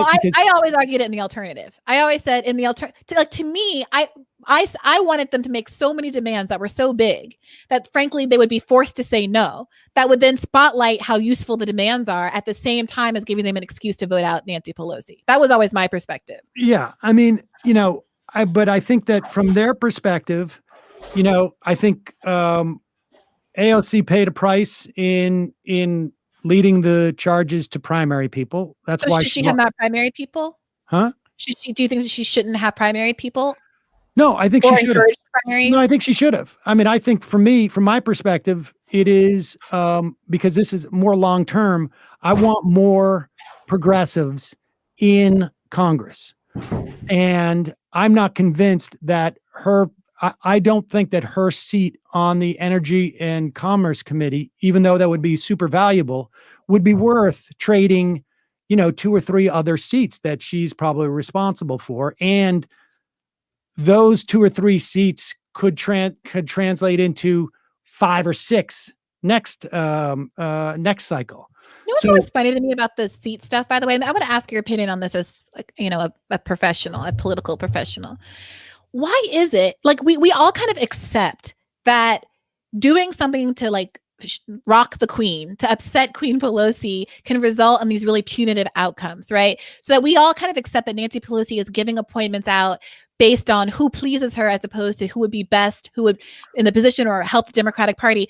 Why isn't that we as media figures reframe that to make it so that there's a political cost for Nancy Pelosi basically choosing to hurt some of the most popular members in Congress over like some stupid peccadillo of hers? I mean, I've certainly attempted to do that in terms of the fact that she controlled all the subpoena power of all the committees in a way that was unprecedented and prevented people from investigating Donald Trump. I did that in terms of like when I don't know that I ever stopped, but the first, people forget that they unveiled HR 1 when they won in 2018, and they stepped all over it by attacking Ilhan Omar. And I didn't, I still am talking about it, obviously. And that was 2 years ago. And I think, in the instance of the vote with AOC, that was actually a secret vote by the nominating committee, by the slating committee. So there's 50 members of Congress, and she got wiped out. I mean, it was 40. It's just that the discourse is so much, and I don't mean you in particular, but generally the discourse is like, Pelosi will punish X person for this. Pelosi will punish. And it's like, if we're talking part of the power, all of the power that the squad has is that they're enormously popular, not just with the left, but with all of like kind of the yes queen liberals who like a beautiful, stylish, brown woman on the cover of their magazine, whether it's Ilhan or AOC or whomever. So there should be, I sometimes I wish in this moment, I think the thing that hurt me the most is that I wish the squad members recognize that their political capital lay with us, not with them, and lay with the broader public, even beyond the left. And that's a real kind of power that, like, I dare Nancy Pelosi to come outwardly at AOC. Right now, if she stays in the inside game, the inside game, then Pelosi's always going to win. But if she comes out into the public, that's where AOC has real power, and she's been so reluctant to do that. If you look at the reporting on that committee, on the slating committee vote, all the reporting has a line somewhere in one of the reports on it that was this vote public, the outcome would probably been very different. They wouldn't have voted for Rice. They would have probably voted for AOC because they would have been afraid of that. But, the problem is that the vast majority of Americans do not pay attention to everything that we're talking about. And they're not going to get invested in this type of procedural stuff. And people pay attention to an AOC went to Hunts Point yesterday during an inauguration and managed to steal press from the inauguration, and her interview with Chris Cuomo about it was like the #1 clicked news clip on Twitter today. So if AOC decides to give something attention, it gets attention, which is part of what the core of what this force the vote thing is all about. But like you said earlier, the assessment that she's making is it going to allow me to draw attention to maybe these labor struggles? Is it going to allow me to draw attention to raising funds, going on and playing Among Us and raising $500,000 for the people in her district? Is it going to allow me to do X, Y, and Z these things if I have a showdown to the death with Nancy Pelosi over over anything? Name your thing, Sam. It could be anything. Let's be creative for a second. Forget the Medicare for all. Let me ask you that. Well, let me put it this way. I don't know, but I speculate that if AOC thought that if she was to deny Nancy Pelosi the vote, that Medicare for all would necessarily happen, I suspect she would do that. I think the issue is like, am I going to risk this for something that is got, whether I think there's a 10% chance of this happening or 90% chance of that happening will determine how I assess the cost benefit analysis of that. Yeah, I hear you, Sam, but I'm asking you to play a mind game, because I hear you saying that you don't think a floor vote is worth it, and I do, but we're going to agree to disagree. I'm asking you, in the entire panoply of things that exist in the world, things that are needed, things asked that we have to make. Bernie Sanders is obviously pushing this executive, what is it called? Emergency Medicare for all plan for the COVID, which, a lot of these are tough sells because of Biden and Democrats, right? These are not Republican. It's not tough sell because Republican. Student debt cancellation, Biden can do it like this. They're all pretending like they got their thumbs up their butt, like they can't do it. Yep. Like we all know. So thought experiment. It's let's say it's end of November when this all started percolating, and you have the ability to frame this in any way you want. Would you say, yes, we should withhold a vote from Nancy Pelosi in exchange for what would you demand? And do you think that would make a difference in terms of like how much you got behind this? Because this situation is going to rise again. The margins in the House are so slim that it's not going to involve Nancy Pelosi. It's not going to have the same force of threat for that reason, but there are going to be a lot of opportunities for the left to say, we're not going to go along and get along unless you give me something. It won't get as much publicity. It won't be as big an impact because, again, my personal view is that Nancy Pelosi and her enormous unpopularity was really the hook that got you a lot of the scintillating coverage, including on the right-wing media, right? Right-wingers hate Pelosi. If Fox News is talking about Pelosi, then MSNBC feels compelled to defend Pelosi. Pelosi's on the TV giving interviews. Pelosi is terrible in interviews. Y'all just saw that horrible clip that came out of the Hillary Clinton campaign. And the whole thing just becomes a rat race that inures to the benefit of the left and Medicare for all. Good. But you're designing this from scratch. You have an opportunity to admit, what would you ask for? Do you think that there are things that would have been worth using the political capital?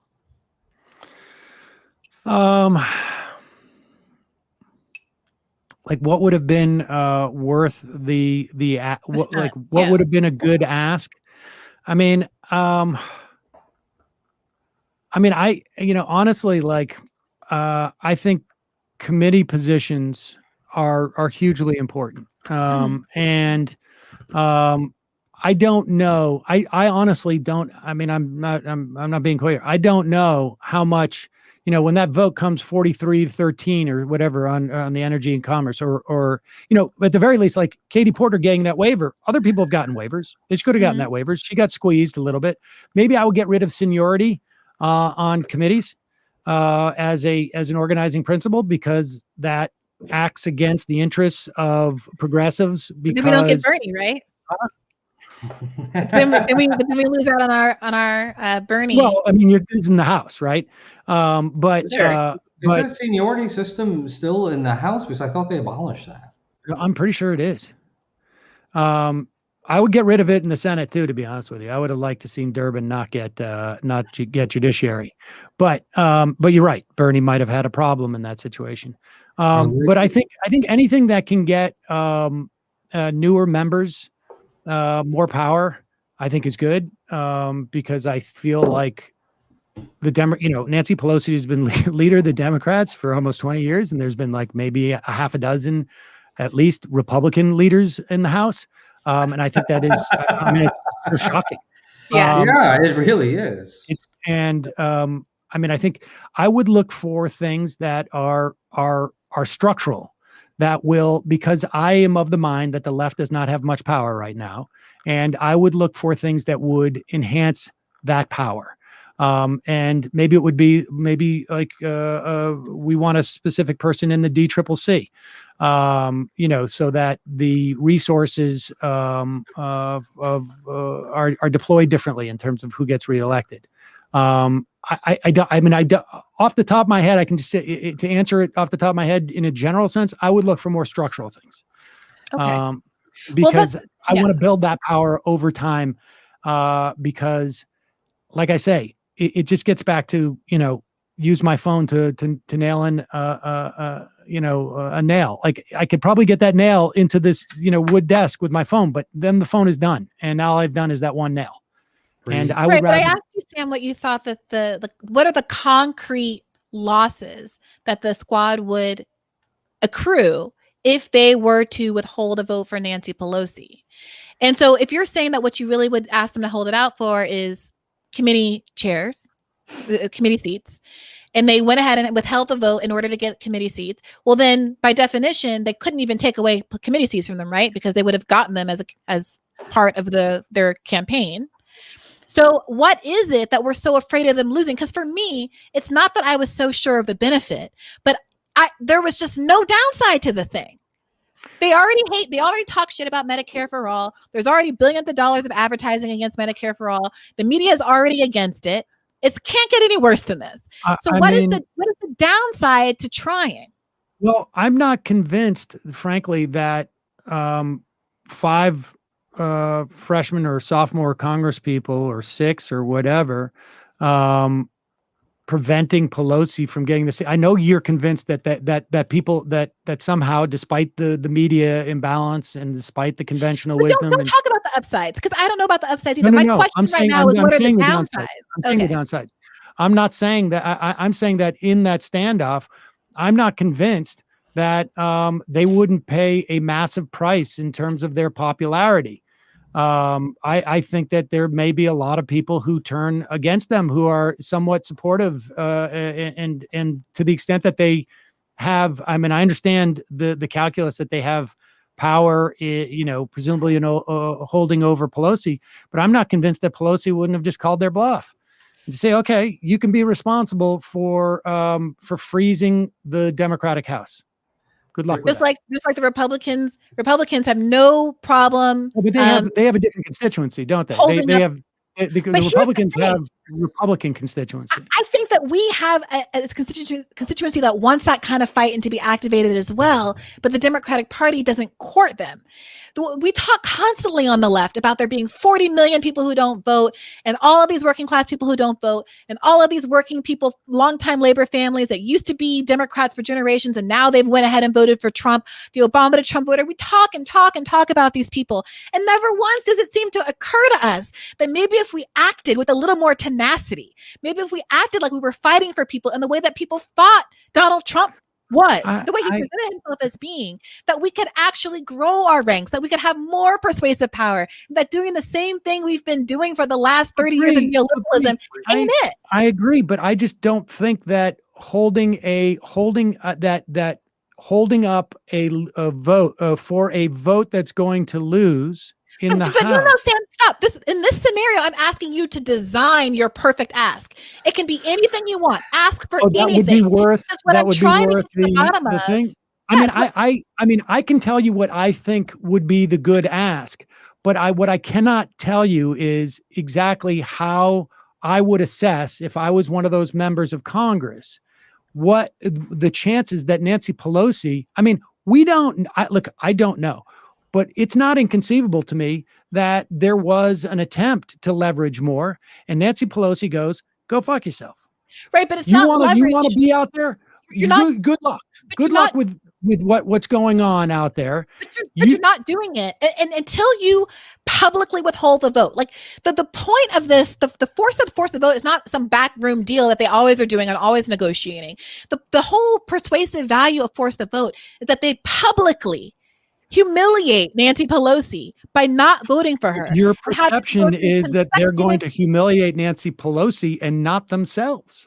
Yes, they're going to. No, regardless of what happens to the squad, Nancy Pelosi is humiliated if it's a public knowledge that she wasn't able to secure a vote for speaker after how many ever years that she's been in this seat. You don't think it's going to be upstart squad members declined to vote for her? You don't think it's a huge story? That's huge. It's going to be impossible for the Democratic establishment to alienate Democrats from figures like Cory Bush and AOC or hang on about that. I don't think the Democratic establishment can afford, if properly organized, can afford to alienate its own base any more than the Republican establishment can afford to alienate I don't think its they should do that, but I mean, they can't go from celebrating, oh, look at our diversity, and oh, look at the first openly gay elected, blah, blah, blah. They can't go from all of that to the next day. Remember the timing of all of this. That we won Georgia. Look at Mondaire Jones and look at Ossoff and Warnock. They can't turn from that and suddenly be like, yes, the two Muslim squad members, all these black and brown people, women, #believe us, the whole the Democrats have set themselves up because they've built this edifice of identity politics and how wonderful all of these young new upstarts are because they're good for the Democratic Party brand. They cannot execute a pivot that fast to try to tell us that at the same time they're all horrible. At the same time, they're doing it in defense of someone as reviled as Nancy Pelosi. They wouldn't be just saying it. They would be saying they are holding up the seating of Nancy Pelosi, of a Democrat, as Speaker of the House, and for what? I'm glad you asked that, because here's a part of it that I think was missing. I really wish we could have been having these kinds of conversations before force the vote. I'm not saying that to you, but I wish that this had been where we landed, because these are strategic concerns that I think are so important. I think it was important for the squad to come, or whoever progressives got involved in this, to pick a substitute for Nancy Pelosi that made Democrats look bad if they rejected them. Now, I know Barbara Lee said that she didn't want to do it, but I don't really care. Optically, I think the Force the Vote campaign should have done this too, in retrospect. Just say it's Barbara Lee. Because look at the context that we're in. First of all, Barbara Lee is a black woman. She's a progressive. She's very well esteemed. She has seniority. Additionally, we just came off, at the same time as Force the Vote was percolating, this leaked tape of Joe Biden being openly hostile and disrespectful to every single member of every leader of a black, whatever you call it, civil rights group in the country, right? Just openly contemptuous of them. So there's a world where you could have gotten a lot of black punditry and maybe even some black political figures also behind you on this, and done some solidaristic outreach to the Black Lives Matter community and other criminal justice advocate groups to say, This is retribution. You have to give us this. The Democratic Party has disrespected and looked down on Black people for so long, including in this moment. We need a new Speaker of the House. Nancy Pelosi plans to retire soon anyway. Why can't we have a leader like Barbara Lee? What if Barbara Lee comes out and says, I don't want it? Right, but then they have to make an argument for why it shouldn't be someone who is more diverse and more progressive instead of playing this game that they always play with Nancy Pelosi, which is because she's a woman. Anything against her is an attack. What if Barbara Lee came out and said, I don't want it?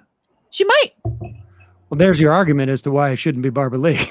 Right, but Barbara Lee then that was the problem we had in 2018, right? I mean, imagine this. She dropped out of the race, essentially, and there was nobody to vote for. Barbara Lee doesn't interview.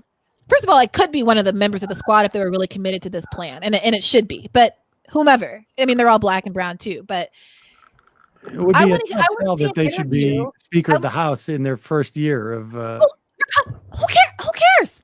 I mean, the point is, let's have a public conversation about whether or not we should just follow blindly norms, or whether we should live in a world where people who actually represent the interest in the policy goals of a majority of Americans should be in a leadership position as opposed to just the oldest person there. But I mean, listen, Brie, I think that there is. I think it's an interesting conversation, and we're talking about a general theory about this.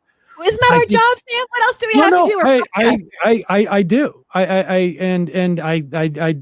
I think this is very valuable.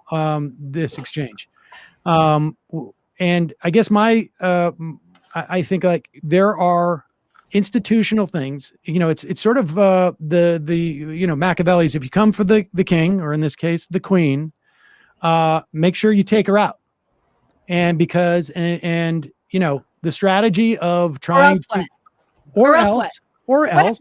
Because I've asked you this several times now. What happens to them? I mean, if they lose? I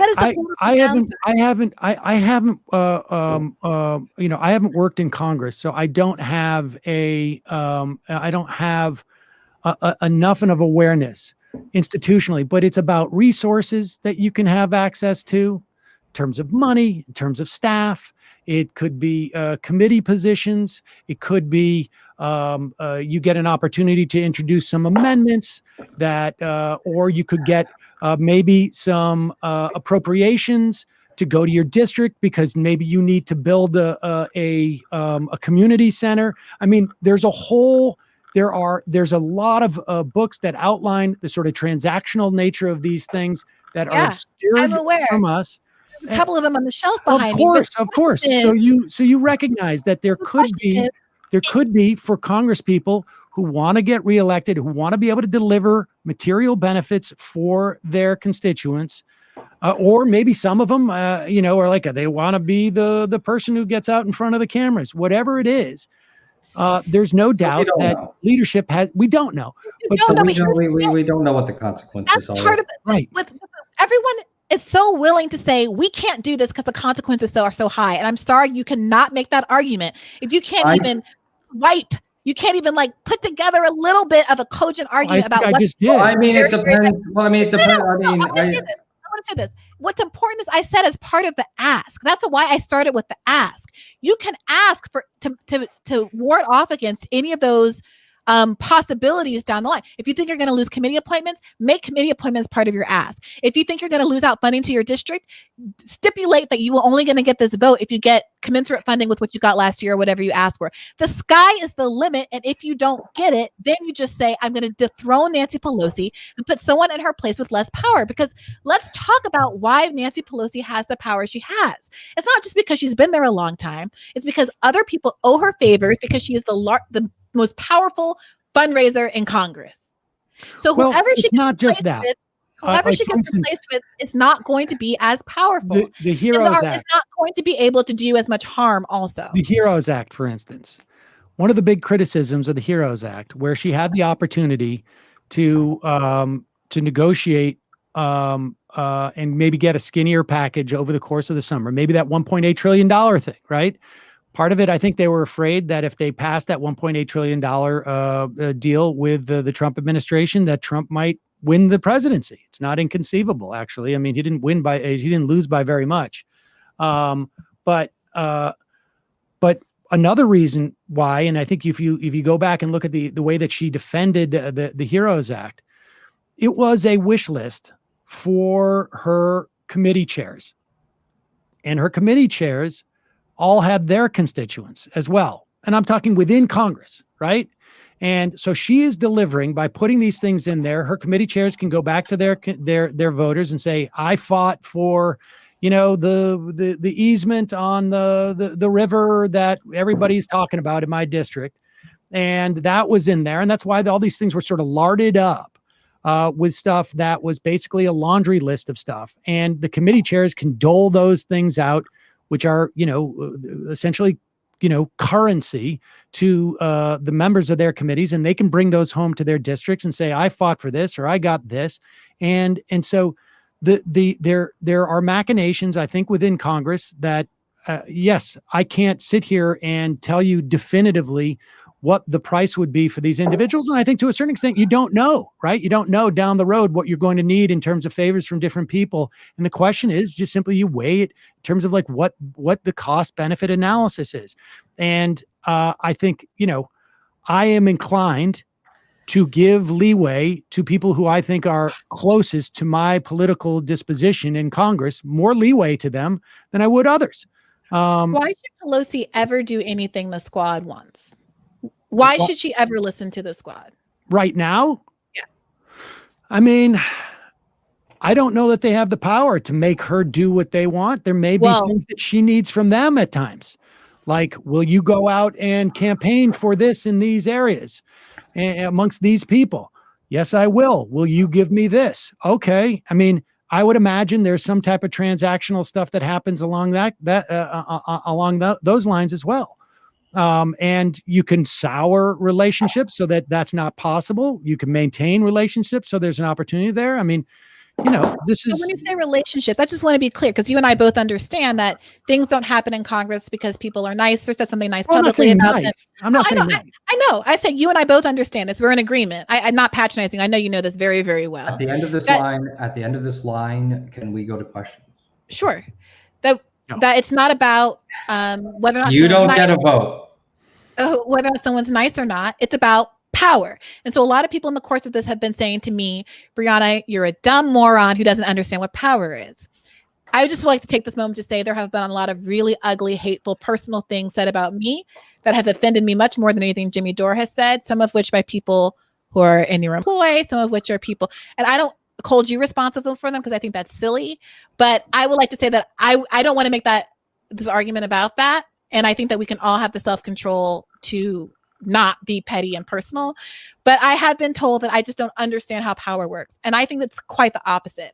I know that power doesn't work by saying nice things about Nancy Pelosi in public. But at the end of the day, she doesn't owe you anything in private.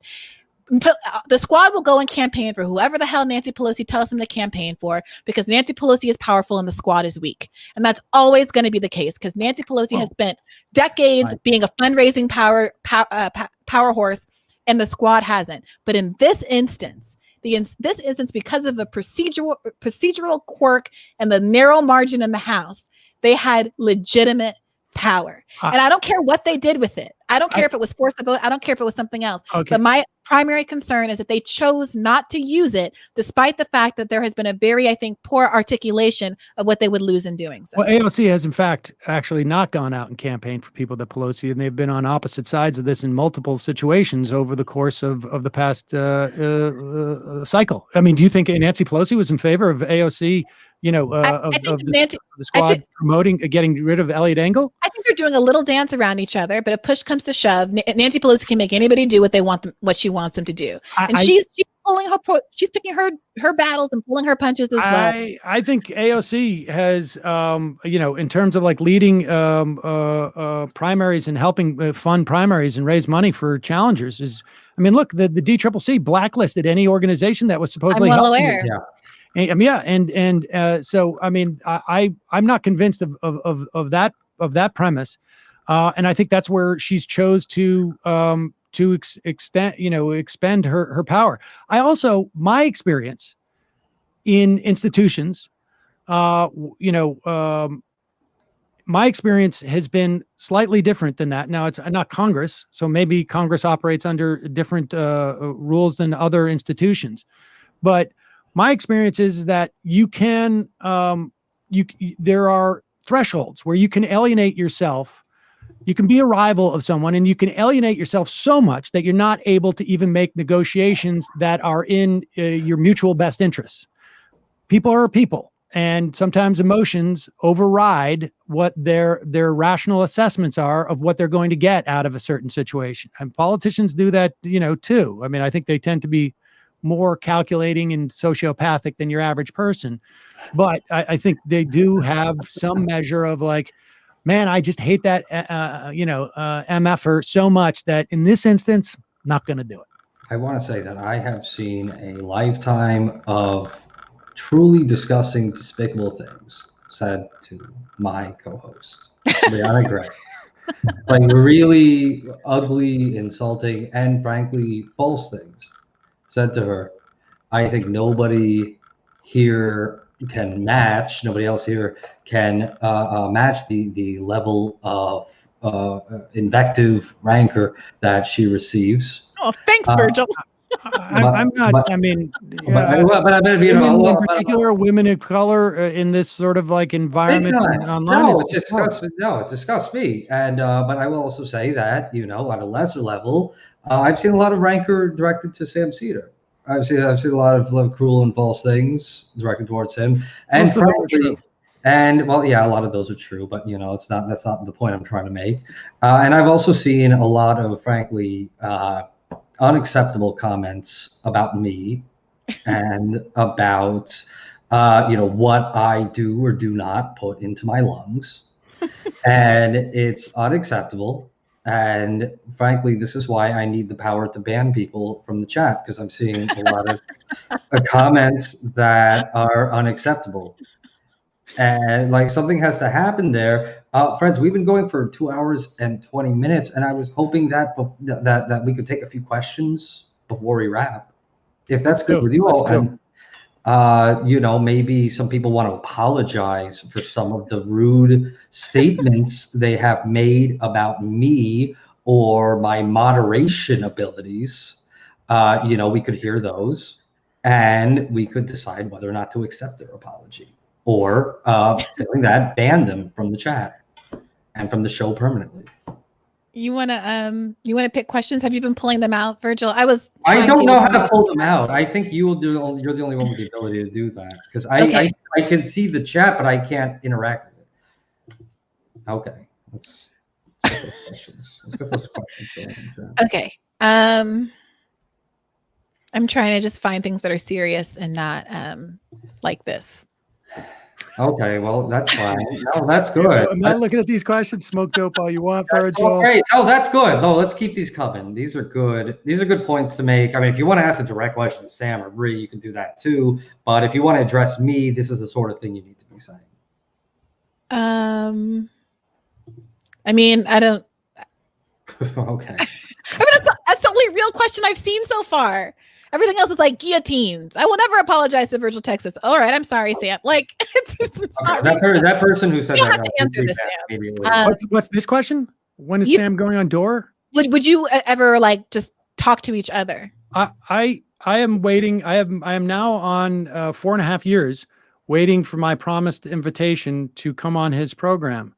There's a history here, and if folks want to go and see where this started, like I say, I think you can Google Sam Seder, Jimmy Dore election debate in sometime, I think it was in July of 2016 or something. And it started out where, I had just seen some video of him on an aggressive progressive that was centered around a segment they were talking about. The Supreme Court didn't matter.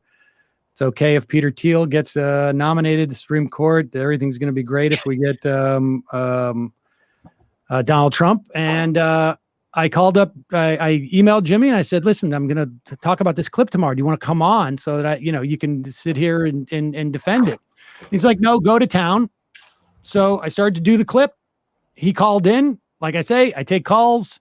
He called in. I guess he was watching the show, and we had an exchange.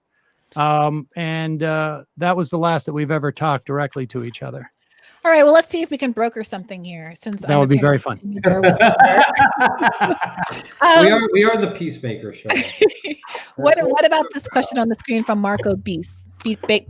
Sam, hypothetically, if your enthusiastic endorsement of force the vote would make the squad do it, would you have done it? Why or why not? If I had the ability to make them do it, I mean, I think, I to be honest with you, like I don't know if I wouldn't have done it for that ask. It's conceivable to me that I might have forced them if it was for something that I felt was more, like I say, more structurally functional. I mean, you know, some of the ideas that Sirota had, I thought were pretty good. I don't know. Maybe. Interesting. I can answer this question too. That's incorrect. That was more of a comment than a question. Oh, sorry. I thought there was a question there. Nobody's putting punctuation, so it's very difficult to tell. God. Okay. I'm trying. Are you popping these up onto the screen? How does this work? Yeah, I'm popping.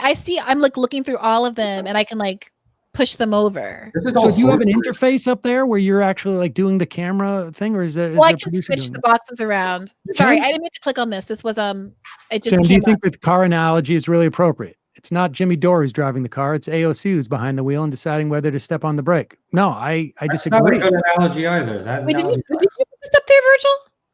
What? No, I am not doing anything. God, I swear I didn't click on this. I don't even see it right now. Have we been hacked? I do think that the car analogy is really appropriate. Have we been hacked by force the vote types?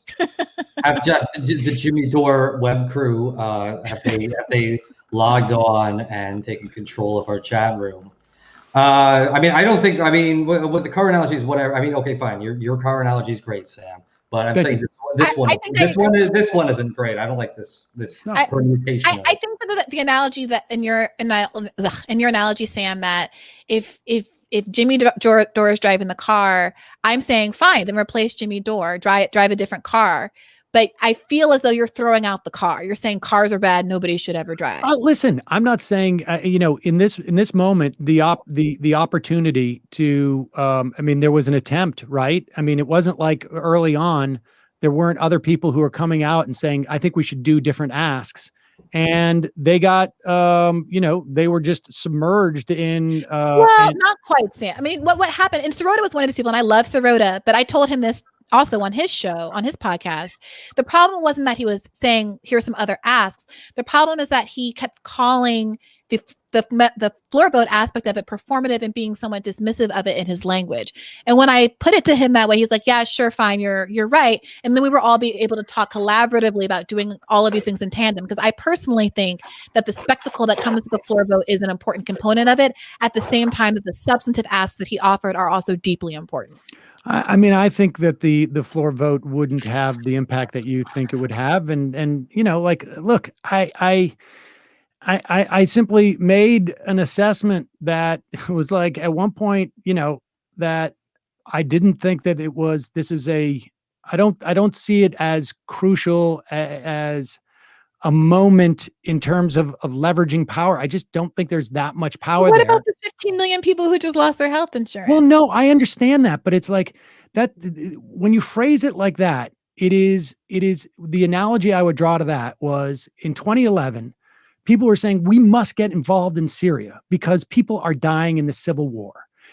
Absolutely true. People are dying in the civil war, but there are moments where America does not have the ability but to America make things better. Have the ability to pass enact Medicare for all. We all just finished your campaign. AOC and 5 people in the squad do not have the ability to pass Medicare for all right now. And the conflation of that, they don't have the ability to pass Medicare for all, but they do have the ability to force a losing vote that is supposedly going to bring about a public conversation about the fact that 15 million people just lost their health Bernie insurance. Sanders and you never hear about it on TV. Politician in the country. He was running on Medicare for all, was I mean, you would know better than I, but it seems to me that was the sort of central focus of his run in 2020, and 15 million people hadn't just lost their health insurance when Bernie Sanders was running. You had 30 million people without health insurance and Medicare for all.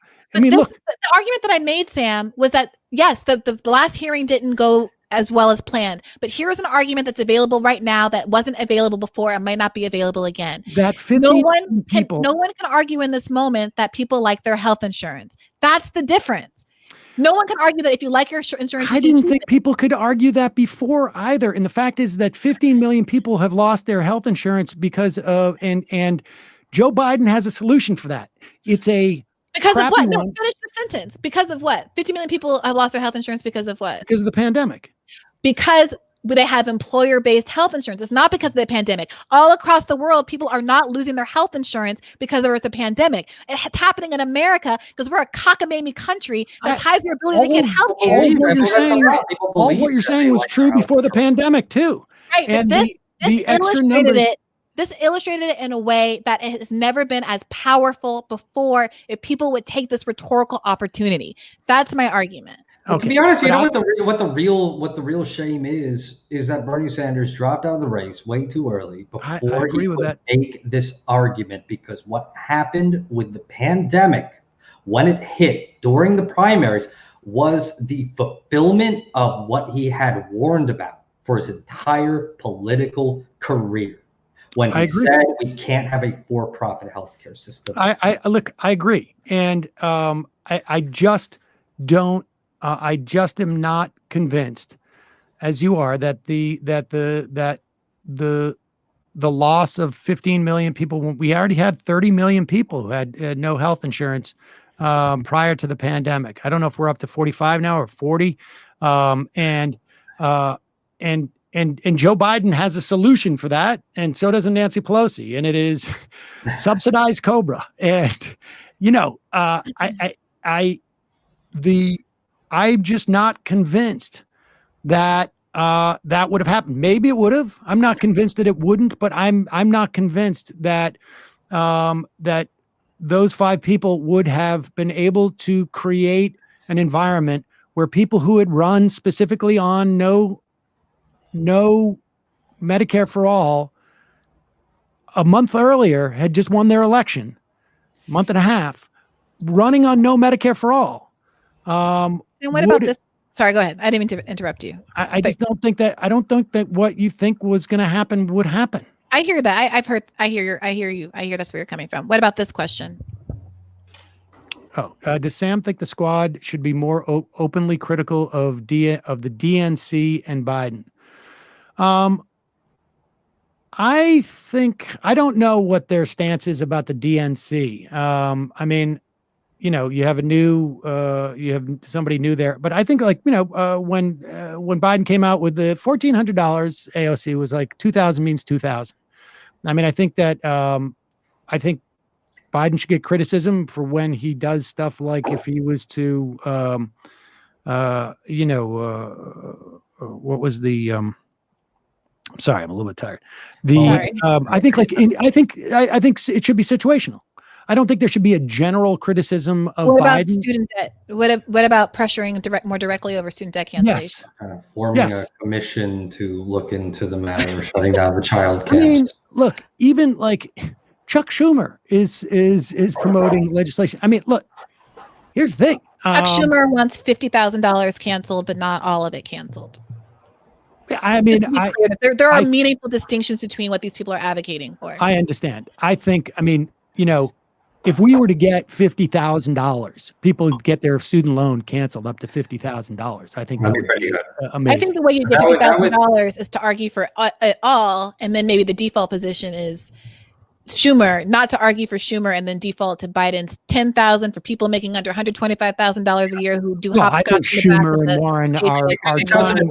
I think that's why they went with 50, because they're going to end up doing 10 or 25. 50 is the real compromise. Yeah. The real position is eliminate it all and make higher education free to everyone. 50 is the compromise position, and nobody believes that it's going to be 50. But if it were 50, I would not look a gift horse in the mouth about it. If it's 10, I'm like, well, all right. But 10 is like not even enough to keep up with interest for yeah, it's a all lot of the bullshit. Black That's doctors. a lot of bullshit right there. I agree. I mean, I agree. And I think, I think I've had, day in on, I don't know, maybe half a dozen times in the past 4 months to talk specifically about the Biden's ability to do that. And, yes, I think I had him on. I don't know. I can't got a even question. remember what day it is today. Maybe it was 2 days ago. He's aware that there are people in the White House that they're aware that they know that everybody knows that he knows he can do it. I got The a same question. authority that he used on day 1 or day 2 to, continue the moratorium on interest is exactly the same authority he could use to discharge the debt. I've got a question for Sam. So you mentioned earlier that you like to have people of a variety of views on your program. The Majority Report, which people can find at majorityreport.fm. Is that correct? I think so. Now, would you be amenable to having someone like me on your show sometimes? I tried it and it was okay. Well, did your listeners think it was just okay? I mean, people were like, it's okay. Because I vaguely remember some of your listeners being like, "Oh God, you need to have more guests like this on." Yeah, they stopped listening to the show. You need to have this fella. Those guys stopped on, listening. and they started listening to my show. I think so. They're like, well, and then they came back and they're like, we got enough. Okay, I don't know what to tell you. I'm All right, Virgil. If that question has been sufficiently answered, there's one at the bottom of the screen, and then I think we should let Sam go. He's been very generous with his time with us tonight. Okay, I'm just saying.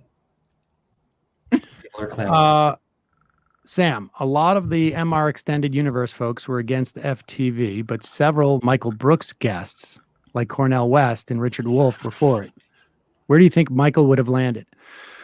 I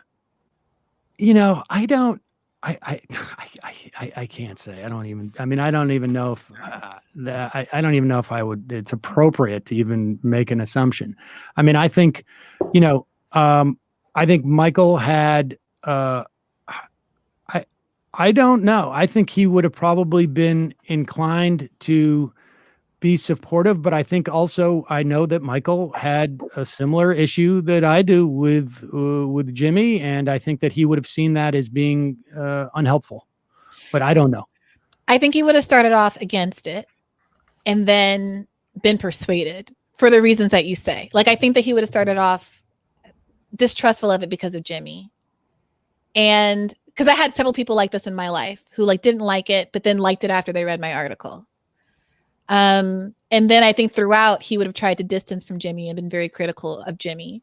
But I also think that Michael had this, we often agreed about the dumb left stuff. He thought that voting third party was dumb. He thought that all of that, anything kind of like withholding your vote was dumb. Like, he didn't like those sorts of things. And this feels like that. It has that same kind of strategic valence. So it could go the other way. I thought about it a lot, and I'm not, nobody knows, obviously. Right. But I've thought about it a lot. I don't, I am uncomfortable, projecting out and using his legacy to, in that way. Yeah, I gotta say, the question puts a bad taste in my mouth, to be honest with you. Okay, well. Can we talk about Nina Turner, implications of her time in Congress? She's not been there yet. Implications of what it would mean if she were in Congress? Well, I think it would be great. What would be different?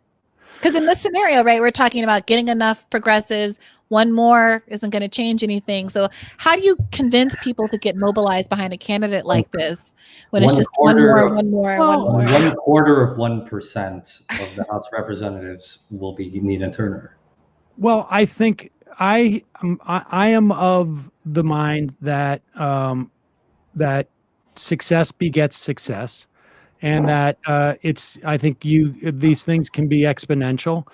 And so, yes, she's just one vote right now, but she's then becomes, part of hardening the Progressive Caucus. And I think it's, look, I am very sympathetic to the perspective that my view on these things is more incremental than people would want. I'm not preaching incrementalism, but and maybe it's maybe I have a lack of imagination because of what I've been watching with amazement over the past 15, 16 years. And just professionally, and then prior to that as an adult, I'm old. And I've said this on my program many times. In 2004 we had Gore Vidal would come into the studio occasionally, and Gore Vidal, which is also makes the argument that I'm old, but Gore Vidal would say, like, we talk about this concept of the United States of amnesia. I think that was the name of his book that he at the time. I like to think you hadn't invited him on. He just happened to hang out there. It was awkward. It was awkward when he would walk into the studio, and we'd be like, "Wow, it's Gore Vidal," and then we'd be like, "Wow, it's weird." We can't tell this man he can't sleep. But he would have this concept of, like, people forget, like, the people just have no sense of context, and I'm like, I don't get what you're saying, and now I do. And on some level, and it's like, from the difference between today and 16 years ago is so dramatic in terms of, in some ways, in other ways, no. But there's and so I perceive the country had moved so far to the right and is in such I think, like, it's so problematic that I think it's going to take a while before the left has some power, and by left I'm using that loosely. I think for some people's tastes, the what I think other people would perceive the left has even less. So, someone, yeah, I was going to let you go. I was going to answer this question because it's for me, but someone said something about they wanted to know your perspective on third parties. If that could be the last one, I just can't find it. I am in favor of third parties on a more localized level. And I think, why not nationally? Because I think ultimately, but I think, I've seen the Green Party, and I was a Green Party voter in 2000. Admittedly, the rudimentary online vote switch thing for people in Florida, it didn't work. But tactical voting. But I have seen, I think that what ends up happening is, like, a lot of energy gets wasted. And third party would be if you were a third party and you had no expectations or ability to wage influence and wouldn't caucus, let's say, with the Democrats or the Republicans, withholding, you could form, a functional sort of like parliamentary thing if you had maybe a Congress, like 4 Congress people or 2 senators or something.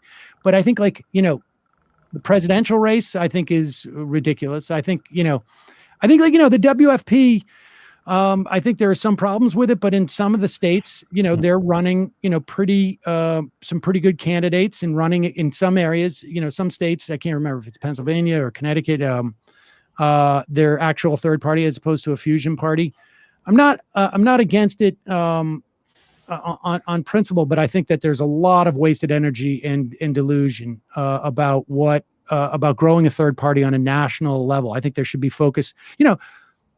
The Green Party, if instead of running candidates who were going to lose and not get to 5% and spending those millions of dollars, if they had focused on half a dozen congressional seats over the past 20 years, where they did some type of analysis where it's like, hey, this is a spot where we could actually take a Senate seat or half a dozen House seats across the country. That would be, they could really wield some actual power, because the way that they would be perceived would be different, and their expectations of what they do would be different. But instead, I've seen largely performative stuff that I think is useless. Sam, I'm trying to get Brie to highlight this question. Have you had any experience with MDMA? Yes. In fact, I think positive experience. Some very positive experiences. It's been I'm quite sure. I've been told this. I've been told that that Sarah Silverman has on multiple podcasts made a story of us taking MDMA together. Oh, I didn't know that. So, well, then you have it's to out there. Sarah to come on our show and tell me the story. I feel like she's told that so many times it would be boring. I mean, but I haven't heard it. You know how it works. You just have to keep telling it. Keep telling it till it fully. But that was also sinks in 30 years ago almost. So. All right. Well, I have very different views on third parties, as does Richard Wolff, which you can hear on Thursday's episode of Bad Faith Podcast, and which you will be able to hear more of on Monday's premium episode featuring the panel that Virgil described earlier with Bhaskar Sankara and Sean KB and David Dualde. In which we debate this very issue. I bring to them Richard Wolff's formulation, which is the point of the Green or any third party is not to win, but to capture enough votes that the Democratic Party has to move left and adopt some concessions, the same way that happens in a parliamentary system, in exchange for the Green Party candidate either dropping out or losing its voters organically. So we will continue that conversation. Thank you so much for joining us today, Sam. Sam. Thank you for having me, guys. I think this was constructive. I think so too. I really do appreciate it. I really appreciate it. I wasn't talking to you, Virgil. Bri, I think you don't have to be talking. You don't have to be talking to me. Oh God. Oh, now I'm in the bottom here. Oh, but I just want to say, keep listening to Bad Faith, keep giving the faith, because we are going to have Sarah Silverman on to tell the Sam Seder MDMA story. When if it wasn't past 10:30 on a Friday night, I don't even know if I would have. Sam is going to give us he is going to text us Sarah Silverman's number, and we're going to have her on. Well, let me just put it up in the chat.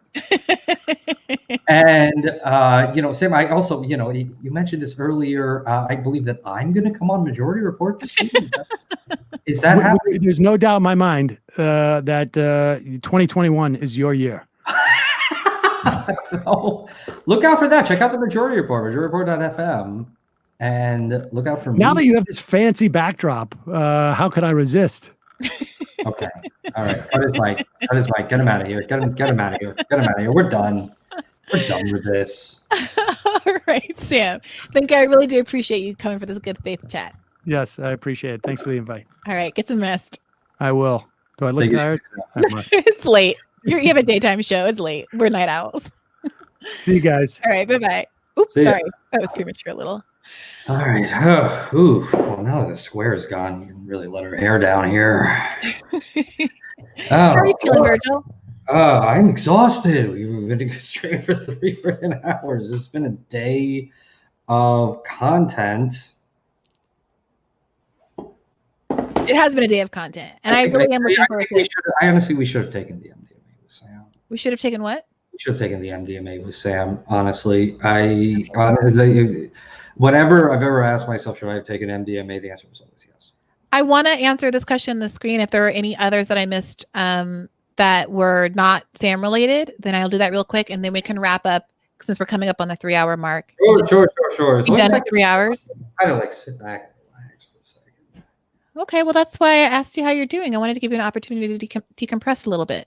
Okay, I mean, do you want to hear how I'm doing? Yeah, how are you doing? Or I'm listening. I'm just going to get some water because my throat's not dry. Okay, all right. Well, I've been, I've been doing this podcast. I've been on Ray all goddamn day, and boy, she's really riding my ass on this. I feel like I can't have any kind of a moment to myself to just sit down and contemplate. What are you contemplating? I don't know. I have to look at the walls and think if they're real. All right. I meant more, what did you feel about this conversation? Or how are you feeling about the movement and those kinds of things? But if you don't have strong feelings, then I can just take this question and a couple others and move on. It's been a long day. It's been a long day. Sorry, that's the outro song for our last episode. Star Trek. I would love if we could hear music right now. You would love a what? I would love if we could hear music right now, but I don't think we can because of copyright reasons. I think we'll get like a copyright hit if either of us try to play music for the other person, even though that's what we really want to do. Well, that's why I've been doing so much singing on this podcast, much to everyone's chagrin. Okay. Yeah, so this is the point I just wanted to address because it comes up a lot. No, I'm not expecting the corporate media to assist me in my push to embarrass Pelosi, but I have more support behind me against the corporate media in this moment than I ever will again. And if you're waiting for the corporate media to be friendly before trying to fight for Medicare for all, you're never going to fight for Medicare for all. So the question isn't when is the media going to be with you? It's how do you make it hard as possible for the media to be against you? Okie doke. Virgil is a deep fake. Virgil zooted. I don't know what that means. I don't know what that means. I don't know what you're arguing right now. It's not an argument. There's a lot of that comment. Good discussion, nevertheless. Thank you. I mean, how did you guys feel about the discussion? I'd love to hear your thoughts. Go ahead and weigh in. Put it in the chat. Never done a whip it, so I'm not. What is that rattling sound? It's my rattle. Yeah, I have no issue with the bottom up, like grassroots level approach, but I don't think that you can say, I'm not saying that Sam said this, but I think that some leftists like to say Green Party is dumb. Also, we should have let's do it locally. And what it starts to feel like is that they're just saying, don't do anything. They just really want to derail the Green Party, because if you believed in Green Party at a local level, you wouldn't spend so much time saying the Green Party is dumb. And you would talk about the Green Party more, and you would talk about their platform more. And when there was a national candidate, you would talk about how the Green Party platform is really the platform we should all be getting behind, even if you understand that that candidate is not going to succeed. But there is so much antipathy for Greens as a party, and so much effort put into making them seem unserious and stupid. And I understand that any individual candidate might not be the best, but like, how can you expect the organization to attract more serious candidates and more credibility if you're not going to invest in them? So I categorically am against anybody who would poo-poo a movement or a group who isn't actually working to make it better or doing what MPP is doing and just trying to make an alternative. I think either strategy is fine, but I don't think people have a lot of credibility when they only talk about the Green Party to insult them.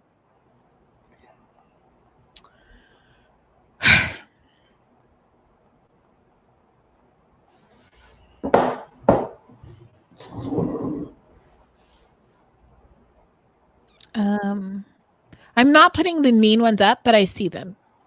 What are the mean ones? I think that Sam, these are all long. I think that Sam doesn't have any interest in forwarding progressive agendas. If he did, he wouldn't be letting his personal animosities inhibit his abilities or strategies for Medicare for all. I guess I disagree. I mean, it's more of a comment than a question. Yeah, I hope I'm not representing Sam at all here, but he did say that the thing that made him not want to support it was not the tactical aspect of it, but the association with Dorr and feeling like Dorr was advancing this in bad faith, not because he believed in it, but to advance the interest of MPP. Right? Is that inaccurate? Do you think I'm accurately representing him? Say that one more time. He said that what put him off was not the tactics per se, because like he said, he initially thought it sounded like a good idea, but the fact of it, not just that it was associated with Jimmy Dore, but that he felt like he was advancing it. Yeah, right. He was advancing it for the wrong reasons. Well, I mean, then it becomes a question of, well, are we describing a tactic or are we describing a movement? If we're describing a tactic, then okay, we'll just have a tactical disagreement about it. Right. Movement, then okay, this is like a new thing that needs to be reckoned. Right. And so I felt as though, well, if you like the tactic, then keep the tactic. Don't throw away. And this is, we get back to the car analogy. I think that throwing out the tactic is like saying, let's throw out all cars and not drive anymore because we don't like a particular driver, instead of just taking the wheel. And I say, Jesus, take the wheel. And so to me, at a certain point, that acknowledgement means that we don't really have a lot more to discuss. We don't have a lot more to debate, because you've already acknowledged that your critique here isn't substantive. And I know that he offered a lot of substantive critiques. I'm not saying that he didn't, but your but for your crucial dispositive concern here that made you turn away from it is about Jimmy fundamentally. And we're going to disagree on that because I think the tactic is a tactic, and it would be really detrimental to the left to start throwing things away because we don't like the interlocutor, because that's exactly what they did with Bernie Sanders. And that's exactly the game they play with Bernie bros. Sure, but is it because he's a media figure, or because he's like a guy who invented an idea? Because a lot of people propose a lot of ideas. Well, Jimmy, first of all, didn't even come up with the idea. I think it was Jane McAlevey. I'm sorry, I'm pronouncing that wrong. But it wasn't, Jimmy said himself, it wasn't him. He was just the one that popularized it because he has a platform. So any number of people with a platform could have also picked up the idea, and it wouldn't have been as associated with Jimmy if they had gone along with it. Jimmy, in my view, became more dominantly associated with it as everyone else turned away from it. And then as everyone else focused their attention on Jimmy and started calling him a grifter, and then Jimmy started calling them grifters back, and then we became into this whole boring conversation about people making money, which is just beyond boring to me, and I don't care about it. I don't want to participate in it. I never weighed in on any of it because I don't know. I don't spend my life researching these people's tax documents or how many followers they have, and I truly don't care. All I care about is whether or not we should take this moment in which 15 million human beings have just lost their health care in the middle of a global pandemic to emphasize the fact that ours is the only developed nation in the world that still relies on an employer-based healthcare model. Something I hear a frustratingly small number of people articulating.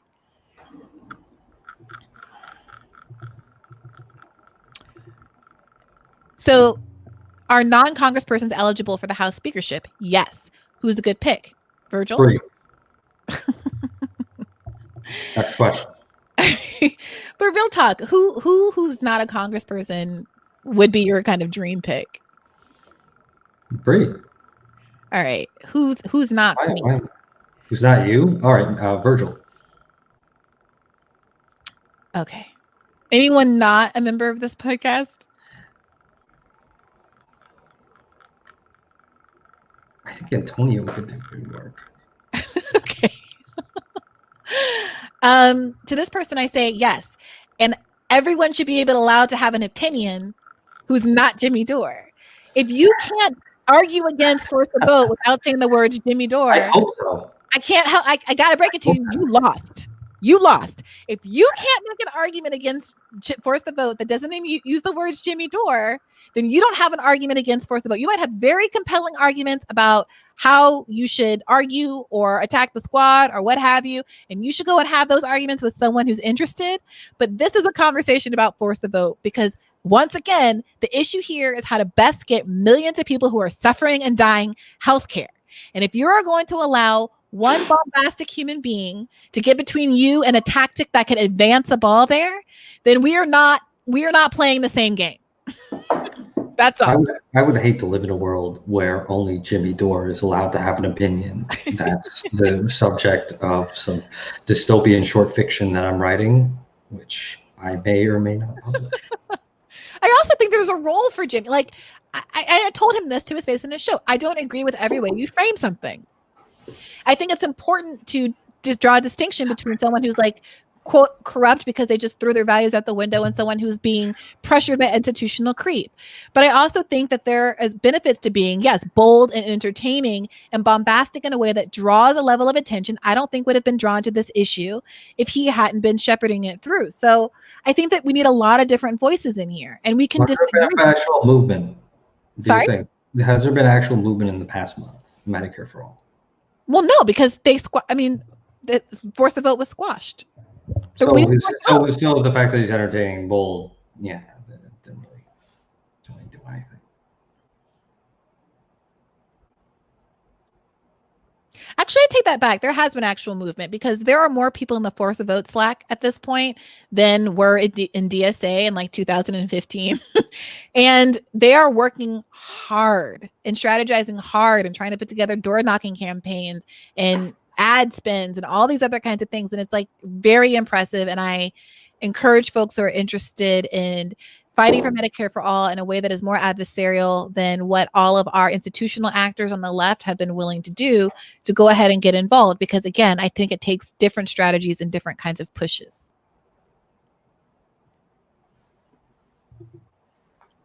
Okay, Virgil. I'm trying to find a good last one, but I don't know what to do. I don't know. Why are the primaries run and rigged by Dems? Viable way for progressives to move forward? I don't know. Nah, that's fine. Another one. Exactly, Dave. It's more exactly. It's more of a comment than a question, Dave. Imagine if the amount the squad has been talking about, what do you call it? Impeachment, which I'm not for. But imagine if the same volume that they're talking about impeachment and they're on TV talking about impeachment and they're tweeting about impeachment and telling people to call their senators about impeachment. Imagine if that same level of energy was given to Medicare for all. This should be fun time. What's a fun thing? I don't know. Want to play Type Racer again? Kinda. No, I can't because I don't want, because my desk is shitty is the thing. Because I gotta think it's like so I cannot play Type Racer fully because my computer is placed at a certain angle in order to make this video work, which means that like I would have to like kind of like imagine like what you call it, a Phantom of the Opera playing the organ is like how I would have to type, which is not the natural way that I type, which is the natural way that I type was much faster than the way. All right, excuses is all I'm hearing. Okay, well, I just can't do it right now. Okay, I just can't do it right now. If you would ask me, it's like Sam said, if you asked me like 2 hours ago, that'd be a different conversation. Right this second, no, I don't think I can play Type Racer or the Jew. Well, I mean, I could play like one round of the Jew guesser game. Can you? Wait, I sent you the link. Okay, so send it to me again. Where was that? All right. I play one round of this game. One round, then I gotta go. One round. Okay. All right, let me see. Okay, it's whereami.io.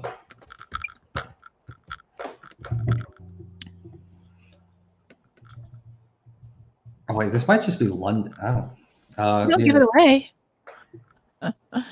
Okay. Can you put it on the? Yeah, one. Yes, yeah. That's my friend. I know I have to put it on. Give me a second. Okay, all right. Sorry. I'm just excited now. Like, oh, we're playing the GeoGuessr game. Playing the map game. I'm a big map fan. I'm big on maps. Okay. I have maps. Do you see my map? Oh, I guess you can't see. I've got lots of. I basically only decorate with science art. I was a history of science, history of art major, and I wrote my thesis on anatomical atlases. And so I have like a lot of like, Audubon prints and like maps and stuff like that. Okay, so it's clearly not the United States. Look, can you zoom in on that sign on the right side? Oh, is that Arabic? Wait a minute. Okay. I can't. This green one back here kind of looks like a non. What do we call our language? Non-Roman? I don't know. Yeah, non-Romance language. Yeah, I mean, it could be Arabic. It could wait, right there. This has got to be like this is South like, Asia. Southern Asia. Yeah. This could be. This is India for sure. That's a tuk-tuk. This is India. What's a tuk-tuk? A tuk-tuk is these little three-wheeled little taxi. They use them for taxis and stuff. Oh, okay. That's cute.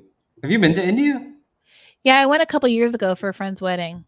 An Indian friend's wedding. I went to international school, Just like that episode of Seinfeld. Wait, what? Really? Yeah, that was an episode. That was a famous episode of Seinfeld. Yeah, this is 100% India. This wasn't even hard. All right, this is India. Okay, fine. It's India, but it's gigantic. We got to figure out where in India it is. Okay, well, it's a big country.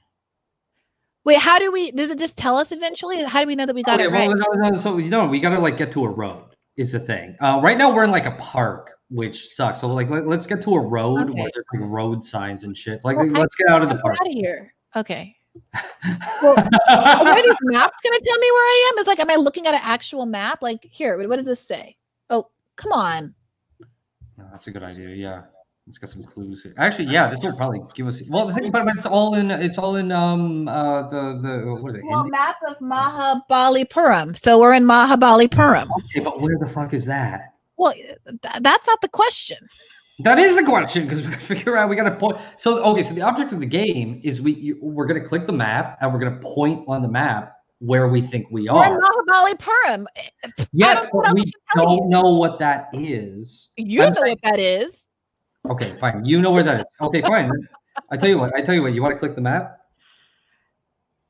It's a World Heritage Site. First of all. Wait. Go back to that where I'm trying. It zoomed me off in a really annoying way. Wait, now I'm disoriented. Wait a minute. What does this say? I'm getting incredibly disoriented. Oh. It's great. I'm losing. I'm absolutely losing my ability to discern reality from fiction right now. It says 5 something on this. God damn. It won't let me like step away enough to read it. 5. You see that? It says 5. Yeah, with 5 something. Well, it's like 2 images spliced together, so I can't really read it. Are known as, so the part on the right says peoples maybe are known as something wooden chariot something Pallava king 630. I think it's a year range. South north. Is like a famous site, like a fucking famous temple. It's a World Heritage Site. I'm just not familiar with it. Are people in the chat saying anything? I don't want to use their. Oh, actually, yeah. Let's take a look at it. Let's take a look at the stuff. Okay. This is neat. Oh, this is really cool. Wait, is this like an actual archaeological site? It's a World Heritage Site. Oh, can I get a closer look at that lion? The lion? What are you going to or that tiger? Oh, this is the South Indian lion. Yeah, no, that bad boy over there. Okay. Oh, that's beautiful. That's gorgeous. That? Yeah. Oh, here's an elephant. You like that elephant? I'm a big fan of this elephant. I am enjoying this elephant a lot. Can I see the what do you call them, the pediments of the South term? You want me to go over here? You want me to see these like the columns? Yes. I want to see the little sculptures called carved in. Oh, that's beautiful. Oh my God. It's pretty dope. Oh God, see, it's just exposing my ignorance that I don't know what this site is. There's like a million things in India that will never. This is just like a playground. Just one of my favorite stories. Remember, there was that viral story a while back about a guy who lost his cell phone, and so he got a new one, and they were still linked. The account was still linked, and so it got turned on, and it was clear that someone in China had his phone. Because there was all the signage and stuff was in Chinese. Yeah, I remember that story. And he tracked it down. It's like a whole social media thing. He tracked it down to like this quote unquote small town in China, but it had 4 million people in it. Yeah, well, you know that guy. The Chinese guy got screwed there. In that story. Yeah, because the person who wrote it was a BuzzFeed writer who sold the fucking rights to the story. It sold for like a book deal, and the Chinese guy didn't get shit. Oh, that's too bad. I mean, it was all about him and being friendly and like talking it up so that when he landed, I had like a car with like the American guy's face on the side of it, and it was like a whole national event. Bree, let's guess where it is. Okay, I'm gonna say this is looks like a pretty green part of India, like not an arid part. Because there's a lawn. I mean, but it doesn't look like it's being irrigated or anything. It just looks like it's kind of naturally like a lusher part of the country as opposed to a more arid part of the country. Look at this big leafy tree, That is a large tree, I concur. Well, we know the name of the place, but do you want to go on? I'm going to say it's in northern India. I'm going to say it's in southern India. I have no idea. Okay. So you you click on where you think it is. Oh. Yeah. See. And then I think you can zoom in too if you like. I'm just going to do the middle of India. Yeah. Okay. You can zoom in. I'm just going to say smack dab. Oh, wait. Maharashtra. That's where. That's what was on the sign. Is that what it was? Something like that. But was that it? I don't remember. Okay. Well, let's just do this. Okay. Okay. Okay. Yeah. It tells you how close you were. Oh. Okay. You're pretty far. Okay. A ways. All right, 548 miles. All right, let's do a new game. Wow, maybe if we had walked, we could have seen the water, and that would have given us a clue. That's what I'm telling you. That's why you got to go to a road. I was trying. We're in a building. We're in a building. Okay, but what kind of what's wild about the game is like Google Maps keeps adding weirder stuff. Like they add stuff that's not like road stuff.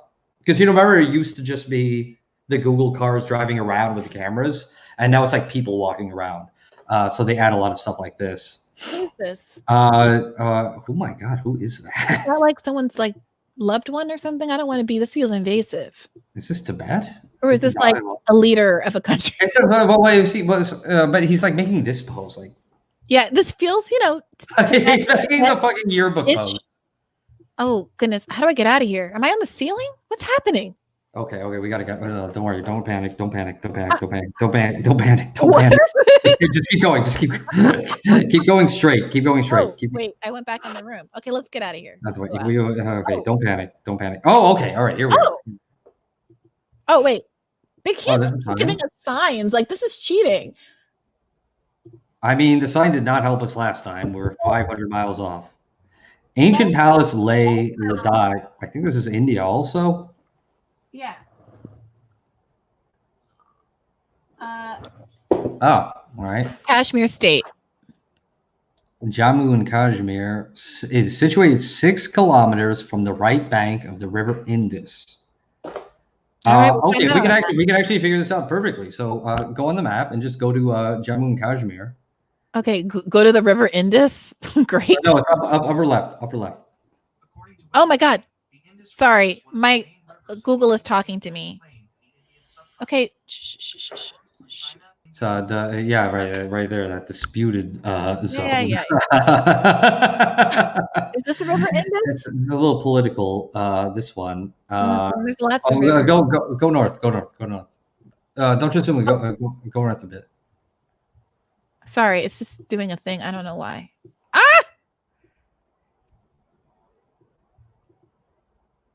Now we're leaving the country. Oh, sorry. Is that the river? Zoom out. I think you went too far west. Well, we're way too far north. Yeah. See right. Oh, there we go. Yeah. Does the Indus River go through there? I didn't realize that. No. Oh, why does it keep doing that? I don't know. It's an old website, I guess. All right, here's some rivers over here. Do you want to just like plop something down? And I would just plop. Yeah, just plop one down. Okay, let's say I'm good with it. We're gonna be like within 100 miles, so I don't know. I mean, this is a very large scale we're talking about. Okay, how about this? You see that little green area, that park on the right? All the way over here? Yeah. Maybe it's that park. No. It's because it said it was near the border. Look, it said right bank of river Indus.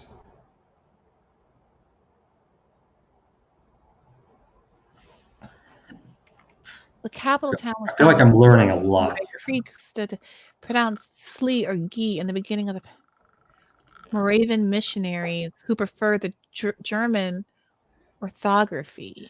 This is a lot of information. This is like taking the freaking LSATs. Okay, some of this called LSATs, you know. Okay, yeah, those of us in the know, we call it. I'm locking it in. Oh shoot, you were right. We should have gone up there to the green. I told you the park. Look, there's Lynn right there. We should have seen Lynn. All right. It's still only 170. Let's do another one. We're doing better. Okay. Let's do another one. Ideally, not in India. I know. Well. Okay. Well, now we're in the damn jungle. Okay. I mean, it's probably going to be 25 miles from where we just were. Okay, this is ridiculous. What is well, we are very clearly in a jungle here. How did Google get here? Well, am I supposed to walk here? That looks like a path, maybe. Wait a minute. You have to walk. We've got to get out of this jungle, Brie. Okay. Just follow just keep following one direction, as I do on Instagram and Twitter. Okay, this is a path for sure. We're on a path. Why is this on Google Maps? Oh, I feel like we're not on a path anymore. I feel like this is not a path. Oh my God. What the? We're lost in the jungle. I feel like mountains. Watch this be like the San Diego Zoo. I'm trying to go to San Diego. Anybody know any good San Diego Airbnbs I should stay at?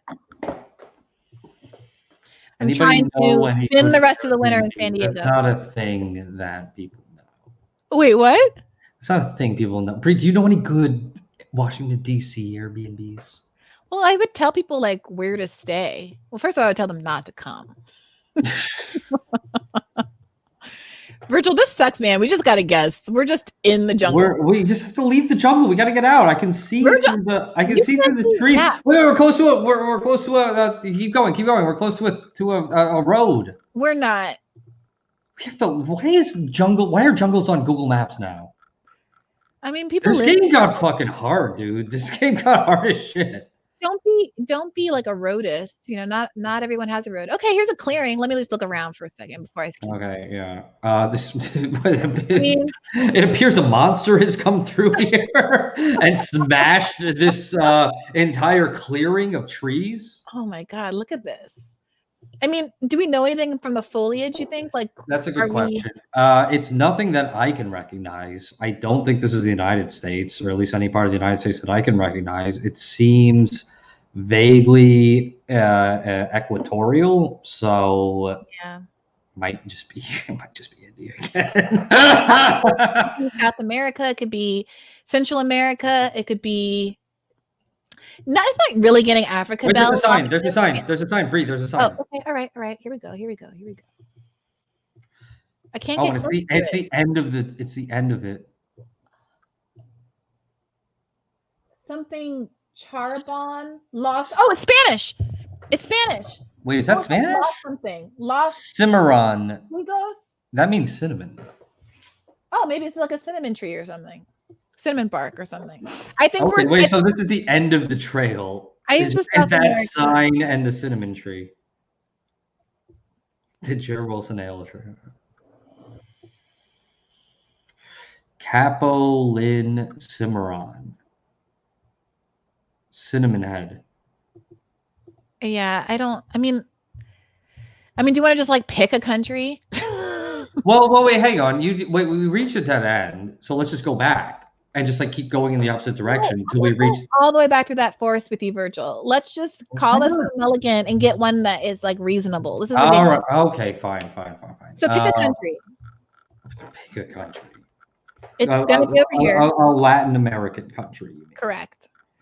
You know what? Fine. Put in the. What's happening right now? Put in the Yucatan. I don't know why that's weird. Put in the Yucatan Peninsula. I think it's like Costa Rica.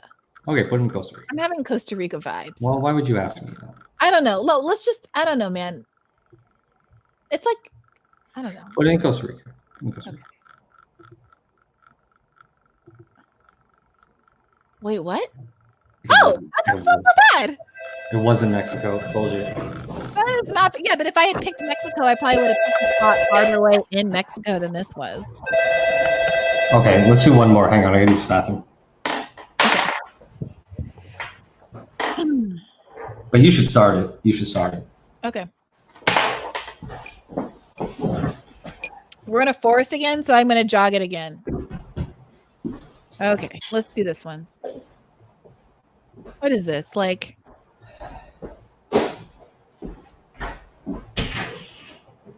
Spain, could be parts of the Middle East, could be California.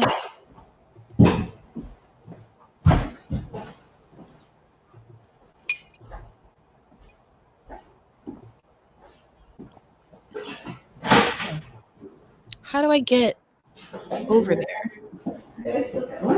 Hey, yeah, what's up? Oh my God. Where do these people look like they're from? What you doing? Okay, I'm going to mute Virgil.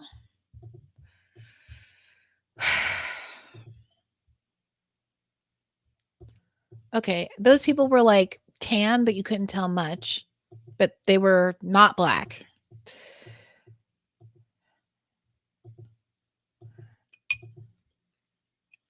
These light fixtures are decidedly not American feeling, I'm going to say.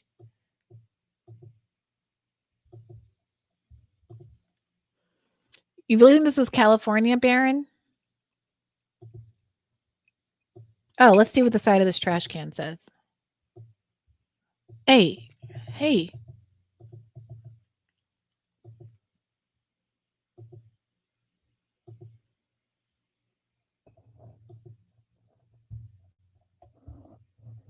I cannot discern anything on the side of the trash can.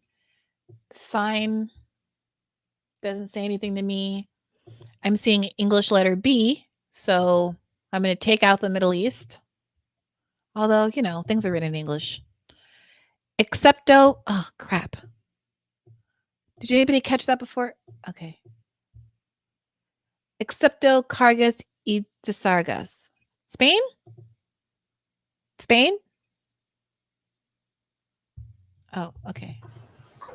Spain, what do you think? I can't hear anything. All right, Bri, I'm back on. Can you hear me? I can hear you. All right, great. Is this Spain? Excepto cargas y descargas. I haven't the foggiest idea what that. Well, it could be Spanish, or it could be Portuguese. It could be Portuguese. Those are the two that look like that. Does anyone know? Well, what else? What else is going on there? That's it. Let's look at some license plates. Oh, they're all blurred out. No, they blur those. Yeah. That's Try to get to Troy. Keep going down the street. That's the idea. Like, all right. I thank you for explaining talking. Can I look well, around? You're new to the game. Direction? Well, you're new to the game, Bree. That's the only reason why I say those things. It won't let me go down there for some reason. Looks like a lot of stuff, honestly. Oh, that's Mexico City on the map, no? It looks like no, the map's not relevant to it. Oh. All right. Hey, Bree. Hey, who is that? Sorry, I have the map up, so I can't see the Hey, it's Jamie. Hey, Jamie. What's up? It was pretty cool to watch you yell at Sam just now. It was a very civil, respectful conversation. This has got to be the Iberian Peninsula. This has got to be Spain. Lago. That has to be like beach by the Iberian Peninsula. It could it could be Lagos. As in Iberia? No. Why would the signs be in Spanish / maybe Portuguese? That's a good point. It's not Angola. What is Also, these people are white. Are they white?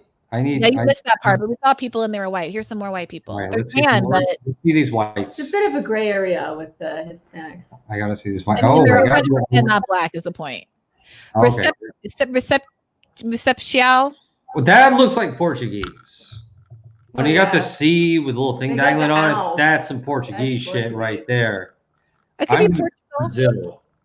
Yeah. Want to do Portugal? Someone says Brazil, but like I need to see one person who's a little bit black looking. So based on the flora, I don't think that's Portuguese. I think that's more Brazilian. I could be wrong. I've never been to either place. I would like to go to Portugal very much. Same. Yeah, I can't. It won't let me go this way anymore. Right then. Well, we gotta get out of this parking lot and get onto a highway. Okay, let's try. It won't let me go down there. Like it doesn't let you go down every street. Wait, what does this graffiti say on this? Oh, okay. This is content. Mundo. This is good content. Wait, .p. Oh, it is Portugal. .pt. Cops.pt. Lisboa. That's yeah. Lisbon. Well, it says Porto, Lisboa, Algarve. So wait. Zoom out. You're definitely somewhere it's in Portugal. It's definitely in Portugal. Yeah. Yeah. Yes, Iberian Peninsula. So let's go over there. Why is it showing Mexico? Wait, we can get really close. Bree, you realize I played this game and I've gotten within a mile. Okay, so we're in Portugal. Where in Portugal do you want to plop us? Well, I want to keep gathering evidence because we keep narrowing it down. We've realized it's Portugal. All right. What is it? Mundo de Microcemento. Applica. I guess Lagos, Portugal. Is that a city? And Lagos, I guess, means lake. I know it's Portuguese because it's like I can almost read it, but not quite. Where is Lagos in Portugal? I don't. Lagos you got to go the other way, Bree. You got to go the other way. Okay. Right. Like, ideally, you go to a road and you see like street signs and like that. Well, you can't. I don't want to know because I read literally the name of the town. That feels like not. No, Bree, that's the name of the game. That's the game. Parquimento. Parquimento. That must mean parking. Can we like not be near this police station? Go this way. Go this way. I mean, if you're just gonna Google the names of things, we know we're at the. No, I'm not Googling. We're not Googling. Wherever we are, We're not Googling anything. We are not in the cool part of the city. We're just trying to see more information. We're not Googling. Okay, we came from over there, and it won't let me go from over there. So now we're back to right here. This is the way to get out. Keep going. This is where we came from. Is what I'm trying to explain to you. We've already walked. We started down there, and it won't let me go over there. So we have to go literally all the way back to where we started. I know. Keep going. Keep going. And there was a dead end down here. We were in an apartment complex kind of situation, and we couldn't get over this gate. Here's the first white people we saw. Okay, I've seen some lights. This is just graffiti. Plaza. How do you say beach? Is it like French? La plage, something like that. Oh, here's water. So we're like right on the coast. We know that. We know that. What does this sign say? Bar restaurant. Okay, great. Well, let's go check that out. Alberto. Alberto. What does that mean? Is anyone in the Slack saying anything? They just keep saying "fuck Sam Seder." People are really mad at Sam. Okay. Well, that's not helpful. Well, let's keep going down this beautiful. Well, let me go down there. I have to go up here, up into this little gated area, which is where we started. This is a dead end. Before what? Let me just see if I. There was a turn off. There was a turn off. Oh, this is a new. Oh. This is new. Okay, let's keep going. Let's keep going. This is beautiful. It's a little arid for my. Oh, so it's a little too arid for you, Bree. A little Mediterranean weather. Oh, it's a little too arid. I like a little more greenery in my vacation spots. Okay, let's see what this says. First of all, I can't believe there's still 2,000 people hanging with us. You guys are heroes. I appreciate. Okay, we're in Lagos. Okay. Where is Lagos? No, I don't think it's a place. I just think it's like a thing, like a beach or coast or what do you call it? Down by the board, like a boardwalk. Yeah, I know. It's like a word for beach or something like that. Well, playa is a beach in Spanish, and it's pretty similar in Portuguese there. Lagos could very well be a place. I mean, or like Lido. You know how you're on a cruise and it's like the Lido deck? Like I think it's Lagos, Portugal is the place. I think it's the city Lagos in Portugal, which I don't know where that is. Okay, well, what do you want to do about that? Is there like a well, you can look in the map. You enter the name. Well, we know it's on the shore, so I'm just gonna start at the bottom. God damn it! I'm gonna start at the bottom of Portugal and work my way up. Okay. Here we go. Da-da-da. Da-da-da. Lagoa? Lagoa. Wait, there's Lagos right there. Right there. Oh. Right there. So yeah, hit it. Okay, but don't you want to get like even closer? Yeah, I do want to get even closer. Well, okay, so we walk down like kind of this. Should we go to the Marina de Lagos? No, because we're right on the Atlantic. Oh, and though we did start by that hotel. You know that we're on the Atlantic. You know that we're on the water. Right. But I'm saying, okay, you're right. We walked to the water, so we started. Oh, that's it. Isn't that Ibera Lagos? Isn't that where the hotel we just walked by? Okay, right? Yeah, hit the hotel. Hit Ibera Lagos. I mean, we walked a little bit past it. We're probably more like up here. But we started right. But we started like right on. Okay. All right. Yeah, let's do it. 1,000 feet away. Yay. See, that's the game. That's the game, Bree. Good job. 1,000 feet. We should donate. Wow, everyone's got people have a lot of fucking opinions on me in this chat. Let's drop that donation link in this fucking chat. So, Virgil, we haven't monetized our YouTube yet. I wanted to hold out because part of when I reached out to Sam, I said, there's so many accusations of everybody being a grifter. We could do it on a third-party site like Katie Halper. You could come to our YouTube because we haven't monetized it yet. So I felt it would be dishonest to monetize between then and actually talking to him. But now we can go ahead, if you'd like, and go full stream ahead and I guess be capitalists in this moment. What monetize the guessing game? Monetize our streams and stuff in general. People can do super chats and all that stuff. Oh, you mean people like tip us and shit? Yeah. Yeah, let's do it. I don't know how to do it. I don't know how to do it either. I'll do it after we get out of here. Yeah, I'll do it after me. Yeah, everyone's, if you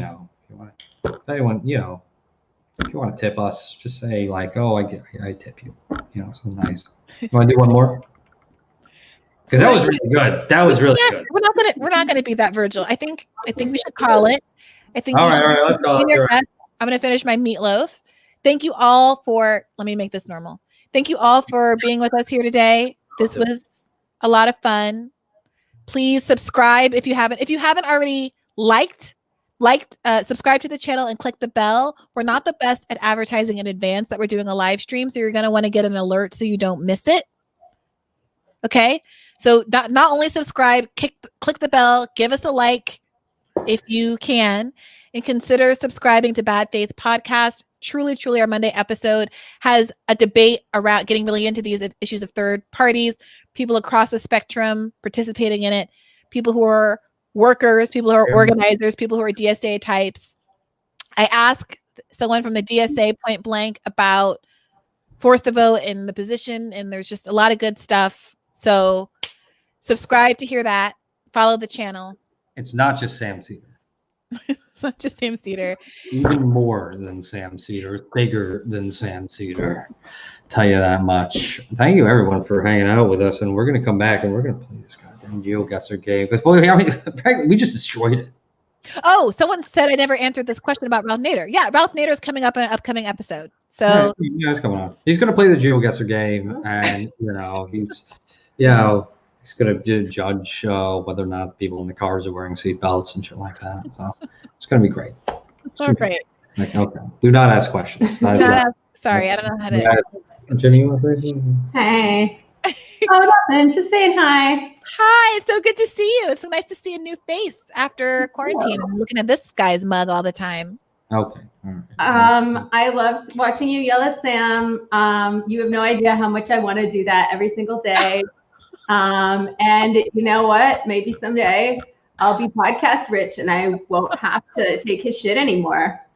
You should be able to do that now, Jamie. And if he tries to fire you from speaking up, we're going to, file a complaint with the NLRB.